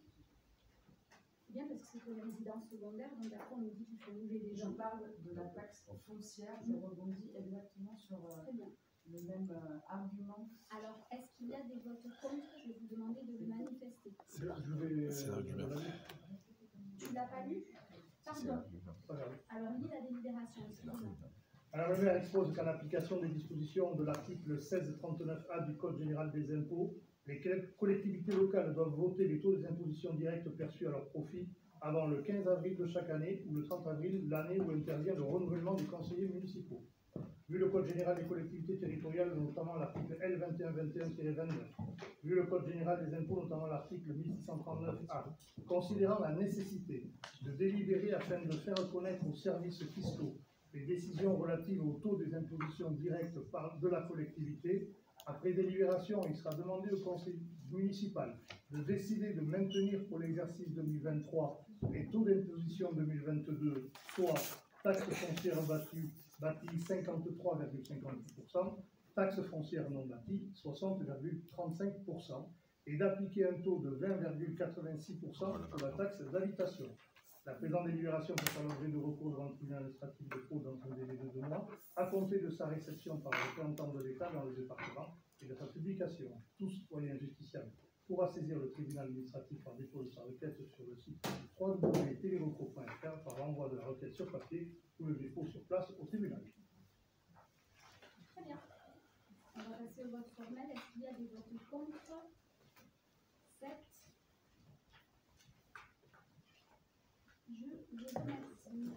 La délibération suivante, c'est toujours Serge Arla, c'est l'adoption du règlement intérieur du personnel de la ville d'Ombre qu'on a enfin passé en CST récemment, puisque la dernière version datée, quand la télé était encore en noir et blanc, on nous a tout dit.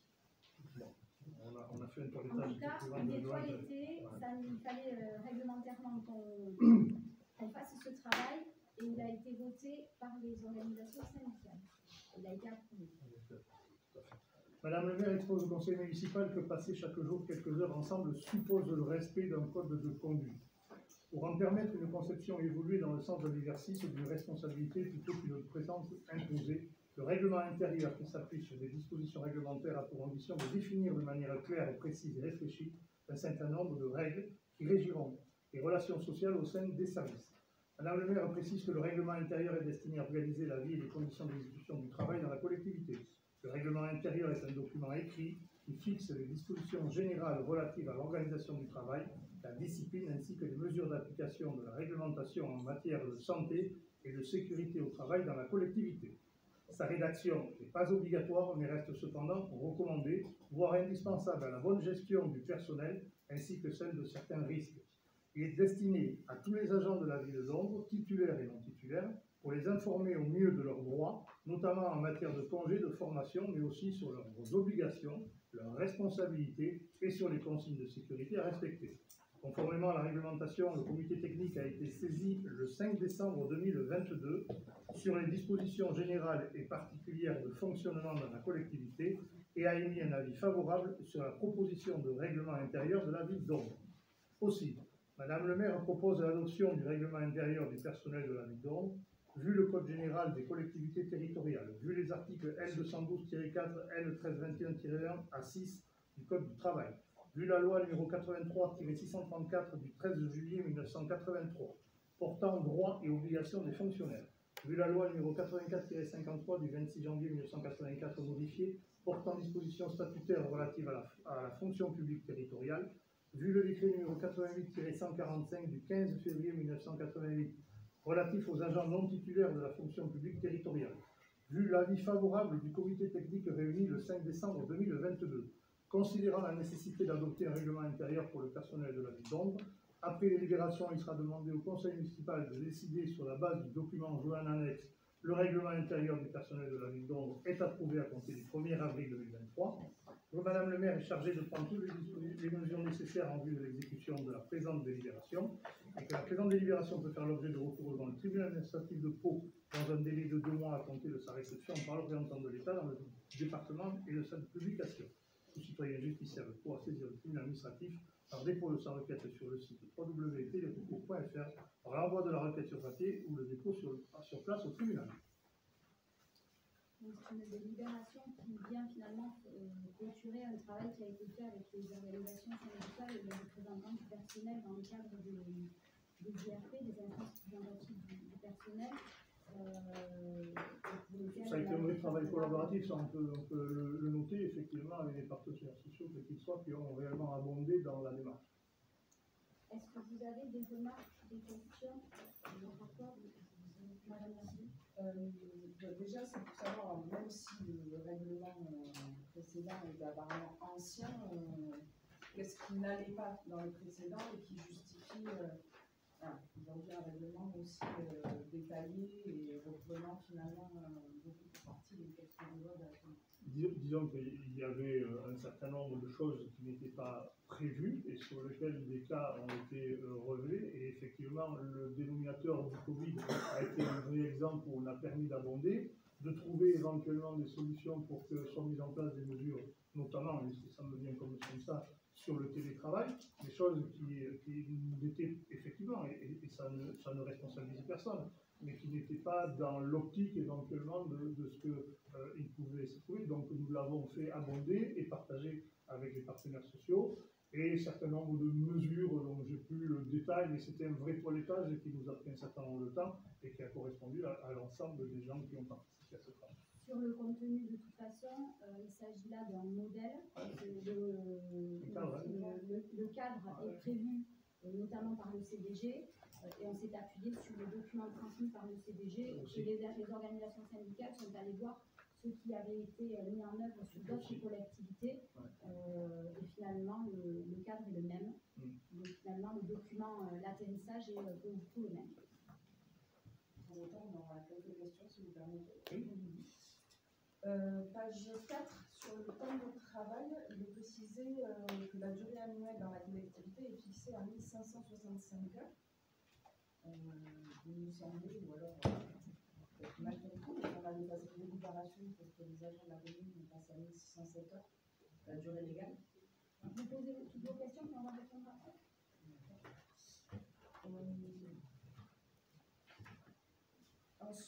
page 13, justement, sur la question du télétravail, la dernière ligne précise nombre de jours maximum de télétravail autorisé un jour, mais on ne sait pas un jour par semaine, par mois. Hebdomadaire, mais vous avez raison, ça mérite la précision. Et surtout, on a passé une délibération sur les conditions de télétravail et qu'il était précisé qu'il pourrait être mis en place en cas de pandémie, mais du coup, en cas de pandémie, il n'y a pas de pandémie un jour par semaine. Donc, enfin, voilà, c'était pour savoir comment... Enfin, pour le coup, ça nous semble ne pas correspondre avec la délibération qu'on a passée il y a quelques temps.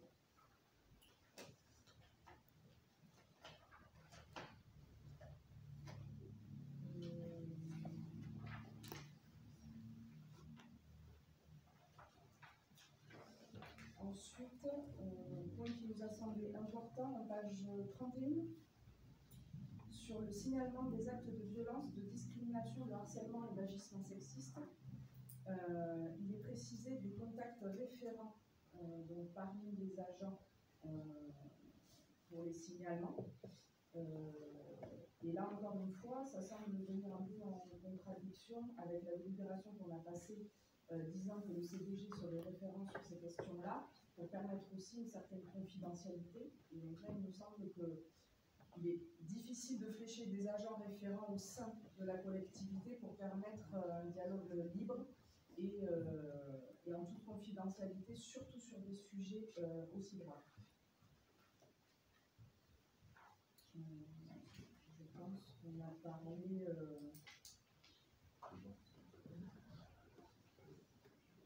Ensuite, c'était plutôt sur la partie, la dernière partie. Donc, sur les conduites addictives, et notamment donc, sur la procédure de recours à l'alcotest ou au dépistage sanitaire. Là aussi, c'était pour savoir finalement qui fera ces tests, quelle légitimité peuvent avoir ces agents pour faire les tests, est-ce qu'il est prévu qu'il y ait des témoins pour procéder à ces tests ou pas, parce que finalement c'est pareil, il peut y avoir aussi parfois isbis entre collègues, et sans témoin, on accuse un collègue d'être ivre, il refuse de se soumettre au test, et on rentre dans une procédure pour moi quand même compliquée. Donc voilà, tout ça pour essayer d'assurer aussi en tout cas pour tous, d'avoir peut-être des témoins qui puissent être pris en tout cas dans les procédures, et pour ne pas se retrouver parfois peut-être à des règlements de compte. Voilà. Je ne dis pas que ça existe ici, je parle de façon générale. Et en tout cas, voilà, il nous semblait difficile de cibler des agents qui seraient légitimes à faire passer des tests à leurs collègues. Voilà. Je pense que j'ai fait le tour de mon... J'ai oublié quelque chose. Page 44. Ah oui, donc sur le droit de retrait, page 44, il est surligné. L'agent peut toutefois être sanctionné si les conditions du droit de retrait ne sont pas réunies ou si son comportement peut s'analyser à une insubordination ou un acte d'indiscipline. Là, encore une fois, finalement, qui jugera de ça? Qui juge de ça? Comment ça peut être établi? Je parle c'est sur le droit de retrait. Si je vais vous dire quelque chose, je pense qu'on en a pas. Alors, sur le temps de travail, la collectivité n'est pas passée aux 1607 heures, elle est toujours à 1565 heures, mais l'ensemble du travail a été fait pour être prêt à y passer le jour où l'année sera contraint.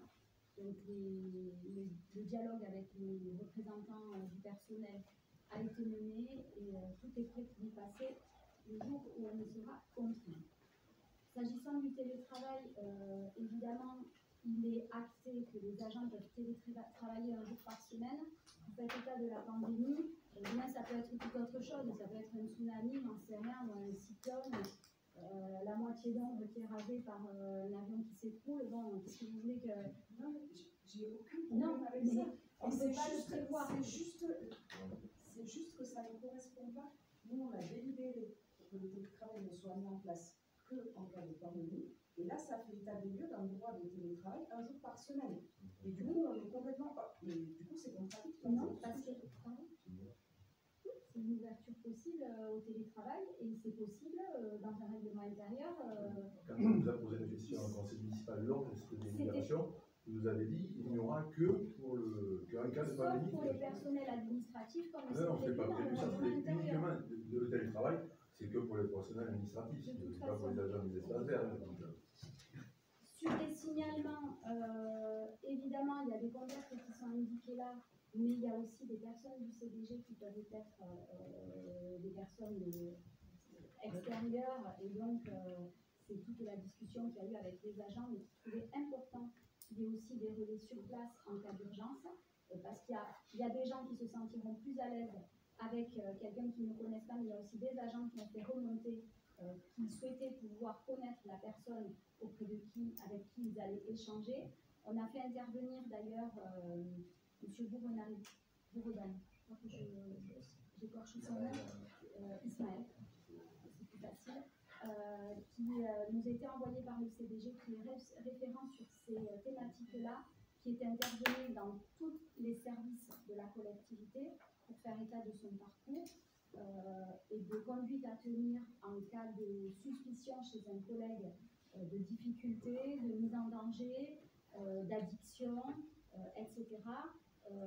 Et ça a beaucoup dénoué en tout cas les craintes de certains agents, et ça a permis justement de dire pour certains agents le contact le plus facile sera avec quelqu'un d'inconnu et de neutre. Donc il y a des référents au niveau du CDG qui sont adhérents à ce service-là, et pour d'autres il était préférable que ce soit des gens qu'ils connaissent et qui les rassurent. Donc il y aura aussi cette possibilité-là, mais les deux systèmes pourront évidemment continuer et être complémentaires. C'est pareil pour les conduites addictives. Il y a des procédures qui existent, donc elles seront appliquées. Il faut venir qu'elles soient inscrites dans le règlement intérieur pour qu'elles puissent être mises en œuvre si jamais un jour il y a des besoins. Mais évidemment, tout est extrêmement cadré. Et si jamais un jour il y a besoin, on s'appuiera toujours sur le service juridique du CDG, sur le service de médecine du travail. Et ce n'est pas un chef de service dans un coin d'atelier ou un collègue dans un coin d'atelier qui peut souffler quelqu'un pour voir s'il est positif ou pas. De toute façon, les outils de test sont gardés, sauf erreur de ma part, et ne peuvent pas être utilisés par n'importe qui à n'importe quel moment de la journée. C'est des procédures qui seront prises en charge de toute façon via la direction générale des services pour éviter justement tout dérapage si jamais c'est des choses qui peuvent laisser des traces tant dans un sens que dans l'autre. Et par rapport au droit de retrait, là aussi, ce qui est repris dans le document, ce sont des laïus officiels, mais je vous rappelle que le droit de retrait est extrêmement cadré. Un droit de retrait ne peut s'appliquer que quand il y a un danger imminent, notamment de mort, et que, en l'occurrence, c'est des choses qui sont très cadrées.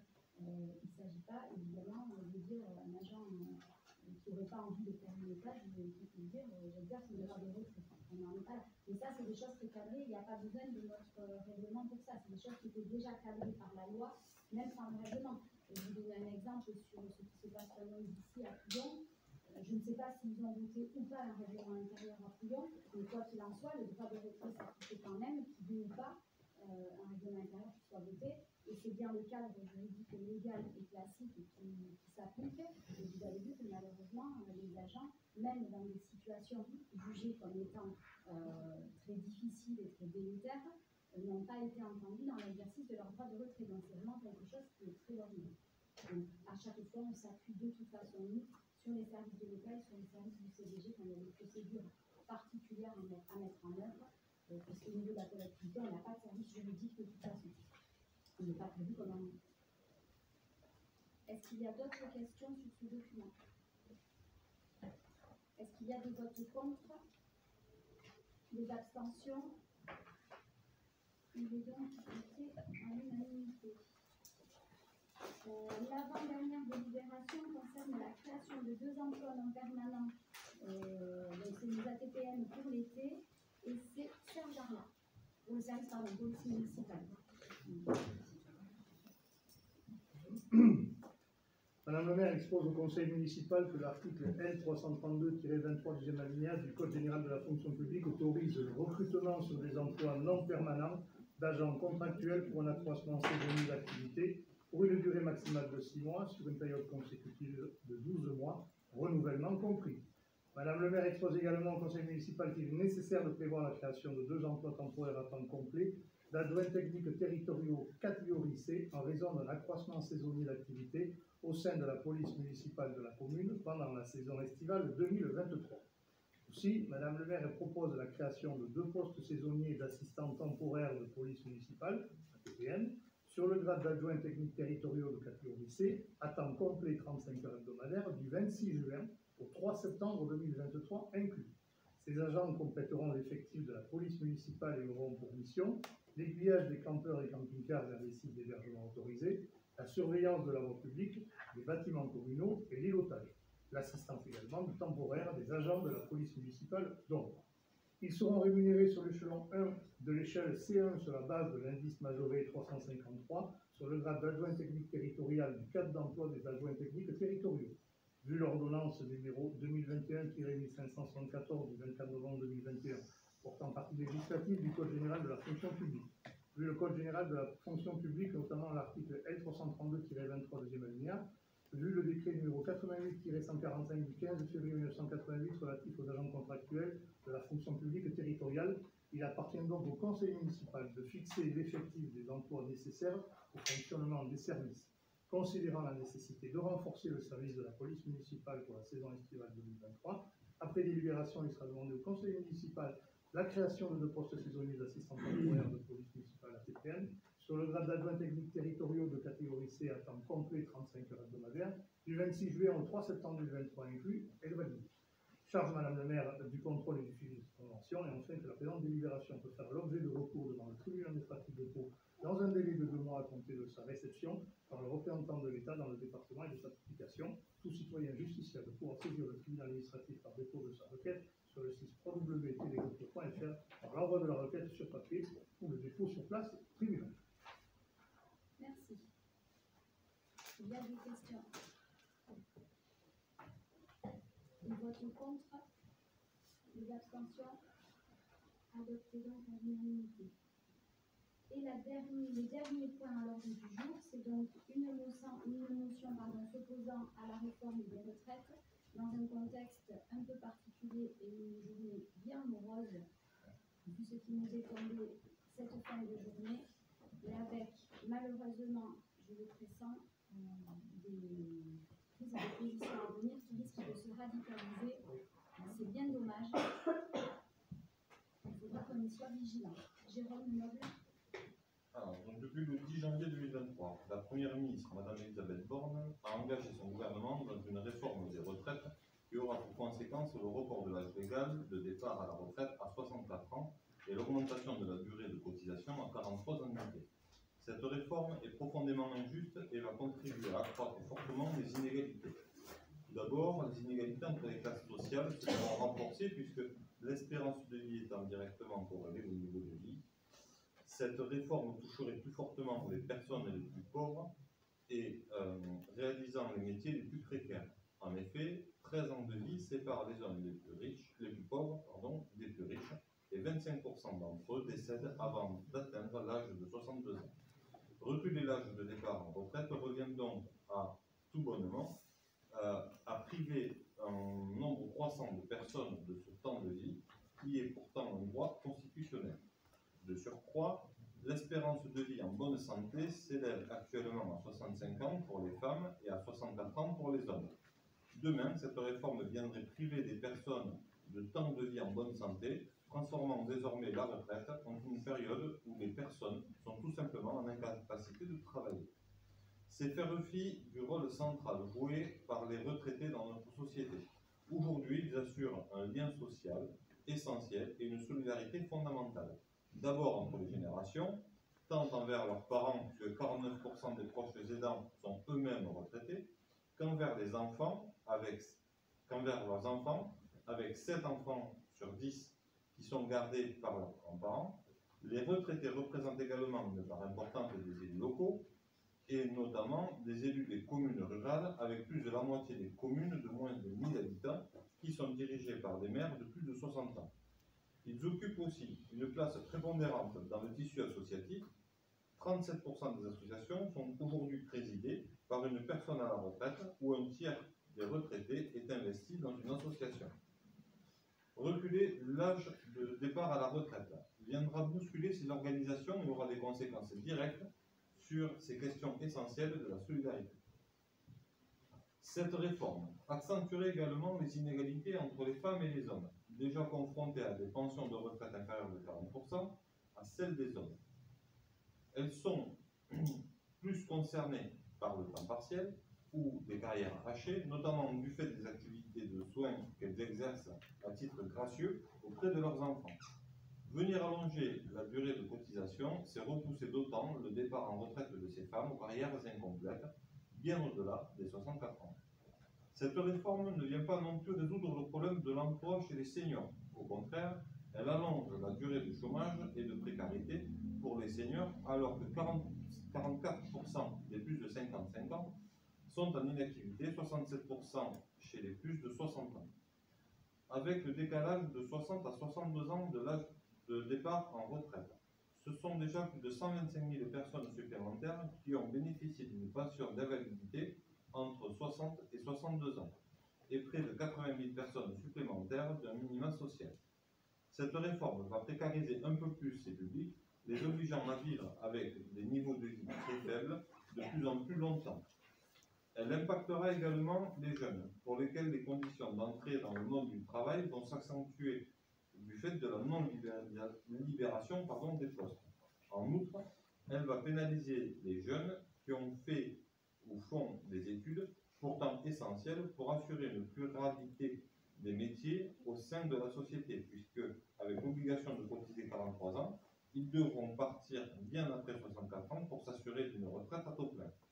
La Première ministre a annoncé qu'il est nécessaire de trouver 13 milliards d'euros pour maintenir le système de retraite par répartition, raison expliquant le report de l'âge de la retraite. Cela revêt toutefois un choix politique du gouvernement, car d'autres solutions existent. Les choix politiques mis en place depuis le premier quinquennat du président Macron ont notamment bénéficié aux grandes entreprises.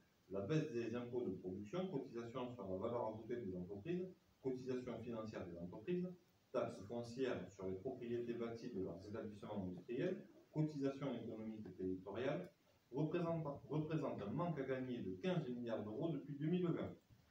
La suppression de la CVAE, annoncée dans la loi de finances 2023, prive quant à elle l'État de 7 milliards de recettes fiscales. Selon le rapport de l'ONG Oxfam, le fait de taxer les 42 milliardaires français à hauteur de 2% permettrait également de récolter 12 milliards d'euros par an. C'est pourquoi la perspective de cette réforme injuste qui vient mettre à mal notre pacte social et le contrat implicite qui lie les générations génère légitimement une mobilisation importante à travers le pays depuis plusieurs semaines. De nombreuses communes en France, grandes ou moyennes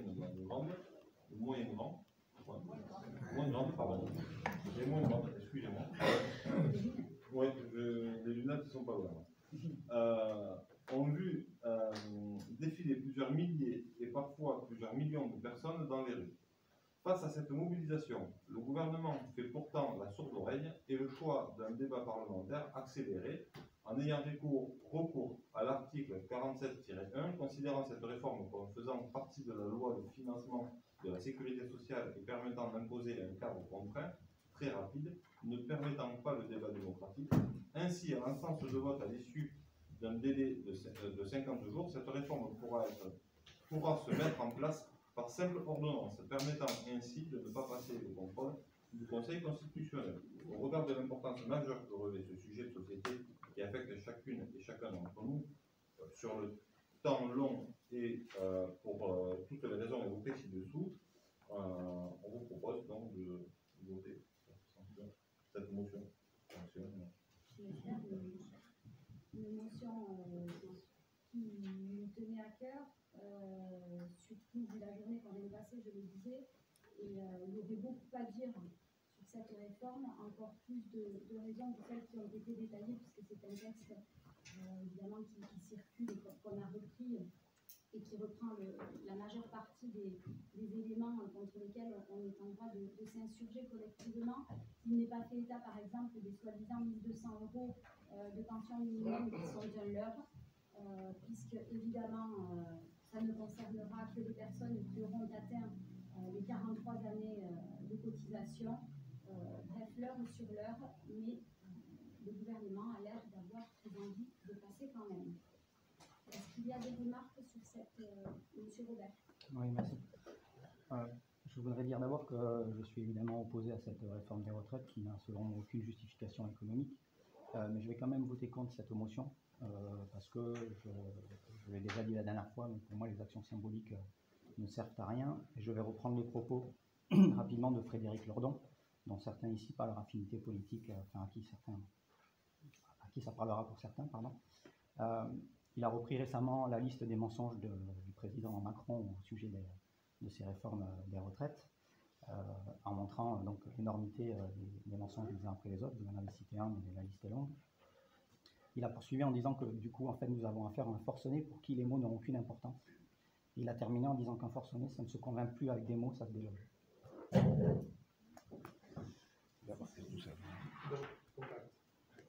Non, il n'y a plus qu'un. Juste par rapport à l'actualité du jour, est-ce qu'il y a peut-être une ligne à rajouter sur le passage en force Vu qu'elle était proposée comme ça, je propose qu'on la démarche pas. C'est le texte par rapport à qui a été l'actualité voté en plusieurs, mais effectivement, ça vient de toute façon conforter notre vote. Est-ce qu'il y a d'autres remarques? Non. Moi, je vais quand même faire une remarque, c'est que cette motion, évidemment, on avait l'intention de la voter. On a préféré au dernier conseil municipal voter la motion sur les trains du quotidien. Mais moi, je vais quand même m'adresser au groupe de Vibrante qui a souhaité qu'on vote cette motion. Et évidemment, de toute façon, c'était prévu. J'espère qu'aujourd'hui, vous avez de bonnes séances de méditation avec vous-même quand vous vous rappelez du candidat que vous avez défendu pour les élections législatives. Je vais parler du député Cosse, qui, la doigt sur la couture du pantalon, est au garde à vue devant notre président. Moi, je ne l'ai pas oublié, et je pense et j'espère que personne n'oubliera. Je vous propose qu'on fasse... Madame. Où avez-vous vu que j'ai soutenu Lionel Cosse? Et quand avez-vous lu ça? Arrêtez, monsieur Madinier. Comment arrêter? Mais non, madame, vous n'avez pas le droit de dire n'importe quoi. Attendez, je n'ai jamais soutenu Lionel Cosse. J'en parlerai, c'est ça. En parler à qui? Bien sûr. Autour de moi, j'en parlerai, ça fera rigoler tout le monde. Vous n'êtes pas bien, vous. Hein? Pardon, madame, mais dans le conseil municipal, il n'y a que des gens qui sont... apparemment, vous étiez pluriel. Donc, on a le droit d'être pluriel. Mais vous avez tous les droits. Et d'accord, mais alors ne me dites pas qui j'ai voté, pour qui j'ai voté. Je pense, madame, que j'ai voté beaucoup plus à gauche et pendant plus longtemps que vous. Pendant plus longtemps, c'est sûr. Donc, s'il vous plaît, j'ai pas de leçon à recevoir de vous, surtout pas de vous. Mais nous non plus, on n'en a pas à recevoir de vous. Mais pourquoi vous me dites ça? Non, mais je vous l'ai dit, qu'on n'a plus de je suis pas là pour donner des leçons.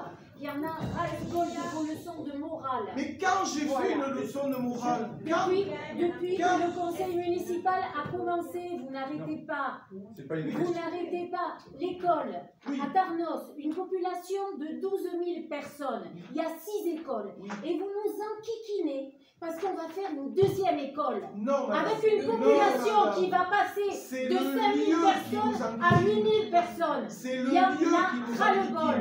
Et je vous le dis, vos leçons de morale, gardez-les pour vous. Excuse-moi, Eva, parce qu'il y en a ras-le-bol.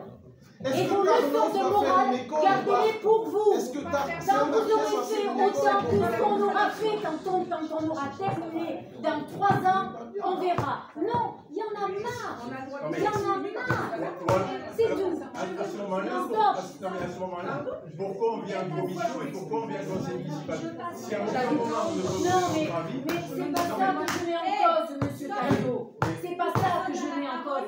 C'est les injures. Tout ce que vous racontez, vos mensonges, vous mentez. Excusez-moi. Mais là, il y en a trop. Alors vous m'excusez, on a le droit de s'exprimer. Voilà. Et vous ne pouvez pas remettre en cause notre honnêteté. Alors regardez-vous avant de nous critiquer. Regardez-vous. Et je dirais juste, regardez-vous. Voilà. C'est ce qu'il y a des votes. Et je pense que vous avez des glaces à moi là, mais il y a une je pense pas. Et si on pouvait éviter les attaques personnelles, est-ce qu'il y a des abstentions? S'il vous plaît, on peut redescendre un peu, s'il vous plaît. Donc, on peut s'arrêter, on a télé le droit de s'exprimer, on est exprimé d'opinion. Maintenant c'est fini. Ça arrive pour la chose. S'il n'y a pas d'abstention, vous n'étiez pas adopté. Non, mais il n'était pas Je ne sais pas ce que c'est. Je peux dire que je suis pas de gauche, mais vous êtes pas d'accord. Mais ça va pas.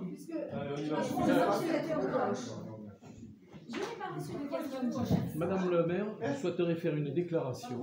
M'y autorisez-vous? Je vous autorise à faire une déclaration et après, je conclue juste en disant que je n'ai pas reçu de questions diverses. Donc, à la suite de votre déclaration, je lèverai la séance. En complément de la motion s'opposant à la réforme des retraites qui vient d'être votée, je souhaite apporter une réflexion. Cette motion qui explique dans ses détails ô combien cette réforme est injuste et marque un nouveau recul social qui touche encore une fois l'ensemble des salariés, précarisant encore un peu plus les plus fragiles, rajoutant encore plus d'inégalités femmes-hommes. Le régime de retraite par répartition en vigueur en France résulte d'un vote le 26 avril 1946 de la première assemblée législative élue après la Libération, adoptant un projet conçu et mis en place dans le cadre de la sécurité sociale par Pierre Larocque, Alexandre Parodi et Ambroise Croizat. Sans revenir sur l'un cours d'histoire, la période qui a précédé la création de ces instances sociales fut une page plus que sombre de la folie qui régna sur l'Europe, où la nature humaine a révélé ses pires travers, ses pires horreurs, exacerbées par un aveuglement de certaines populations. Heureusement, l'abandon des clivages a permis de retrouver une unité nationale, une libération et une mise en œuvre des accords conclus, dont la naissance de la sécurité sociale. Le temps s'est écoulé et a vu les clivages revenir, les présidences et les gouvernements se succéder. Une nouvelle avancée sociale a vu le jour en 1982-83, avec l'âge de départ en retraite ramené de 65 à 60 ans. Malheureusement, au fil des différentes élections depuis cette période, les retouches et les réformes concernant les retraites se sont accumulées et jamais dans le bon sens pour les salariés. 2017 a vu l'arrivée du président actuel qui avait dans son programme, avec l'alignement sur l'Europe, une nouvelle réforme des retraites qui n'est ni plus ni moins que celle dans la continuité qu'il a décidé de faire valider aujourd'hui. C'est bien depuis 2017 que ce projet est identifié et connu de la part des députés qui ont adhéré dans leur ensemble à la République en marche, aujourd'hui renommée Renaissance, et n'oublions pas que le député Cos a été élu par 2 fois sous ces étiquettes, pour la 2e circonscription dont nous faisons partie. Quelle aurait été sa position vis-à-vis du vote de ce jour s'il avait eu lieu pour valider cette réforme, encore une fois plus qu'injuste, sachant par exemple qu'il avait déjà voté lors de la séance du 5 mars 2020 le volet organique et sa règle d'or inhérente à la réforme en cours? Sans nul doute se serait-il rangé à voter pour, comme l'avait signifié le bureau de son groupe, dans un bel élan de démocratie. Tout député qui ne voterait pas pour ou qui s'abstiendrait serait exclu. Peut-être y aurait-il eu quelques courageux désobéissants. Pour revenir à 2020, d'ailleurs, c'est l'année où le député Cos a rejoint le mouvement parti politique TDP, Territoire de Progrès, dont le président n'est autre que Olivier Dussopt, ministre du Travail, qui est le complice de la première ministre, qui encore une fois, en dégainant le 49.3, a engagé cet après-midi la responsabilité de son gouvernement pour faire passer en force le projet de loi. Le texte est considéré comme adopté, il n'y aura donc pas de vote à l'Assemblée. Super, ils vont tous garder leur poste. Par ce geste lâche, le président et son gouvernement, ainsi que ses députés, insultent le peuple. Cet échec est un déni de démocratie, un mépris vis-à-vis des travailleurs.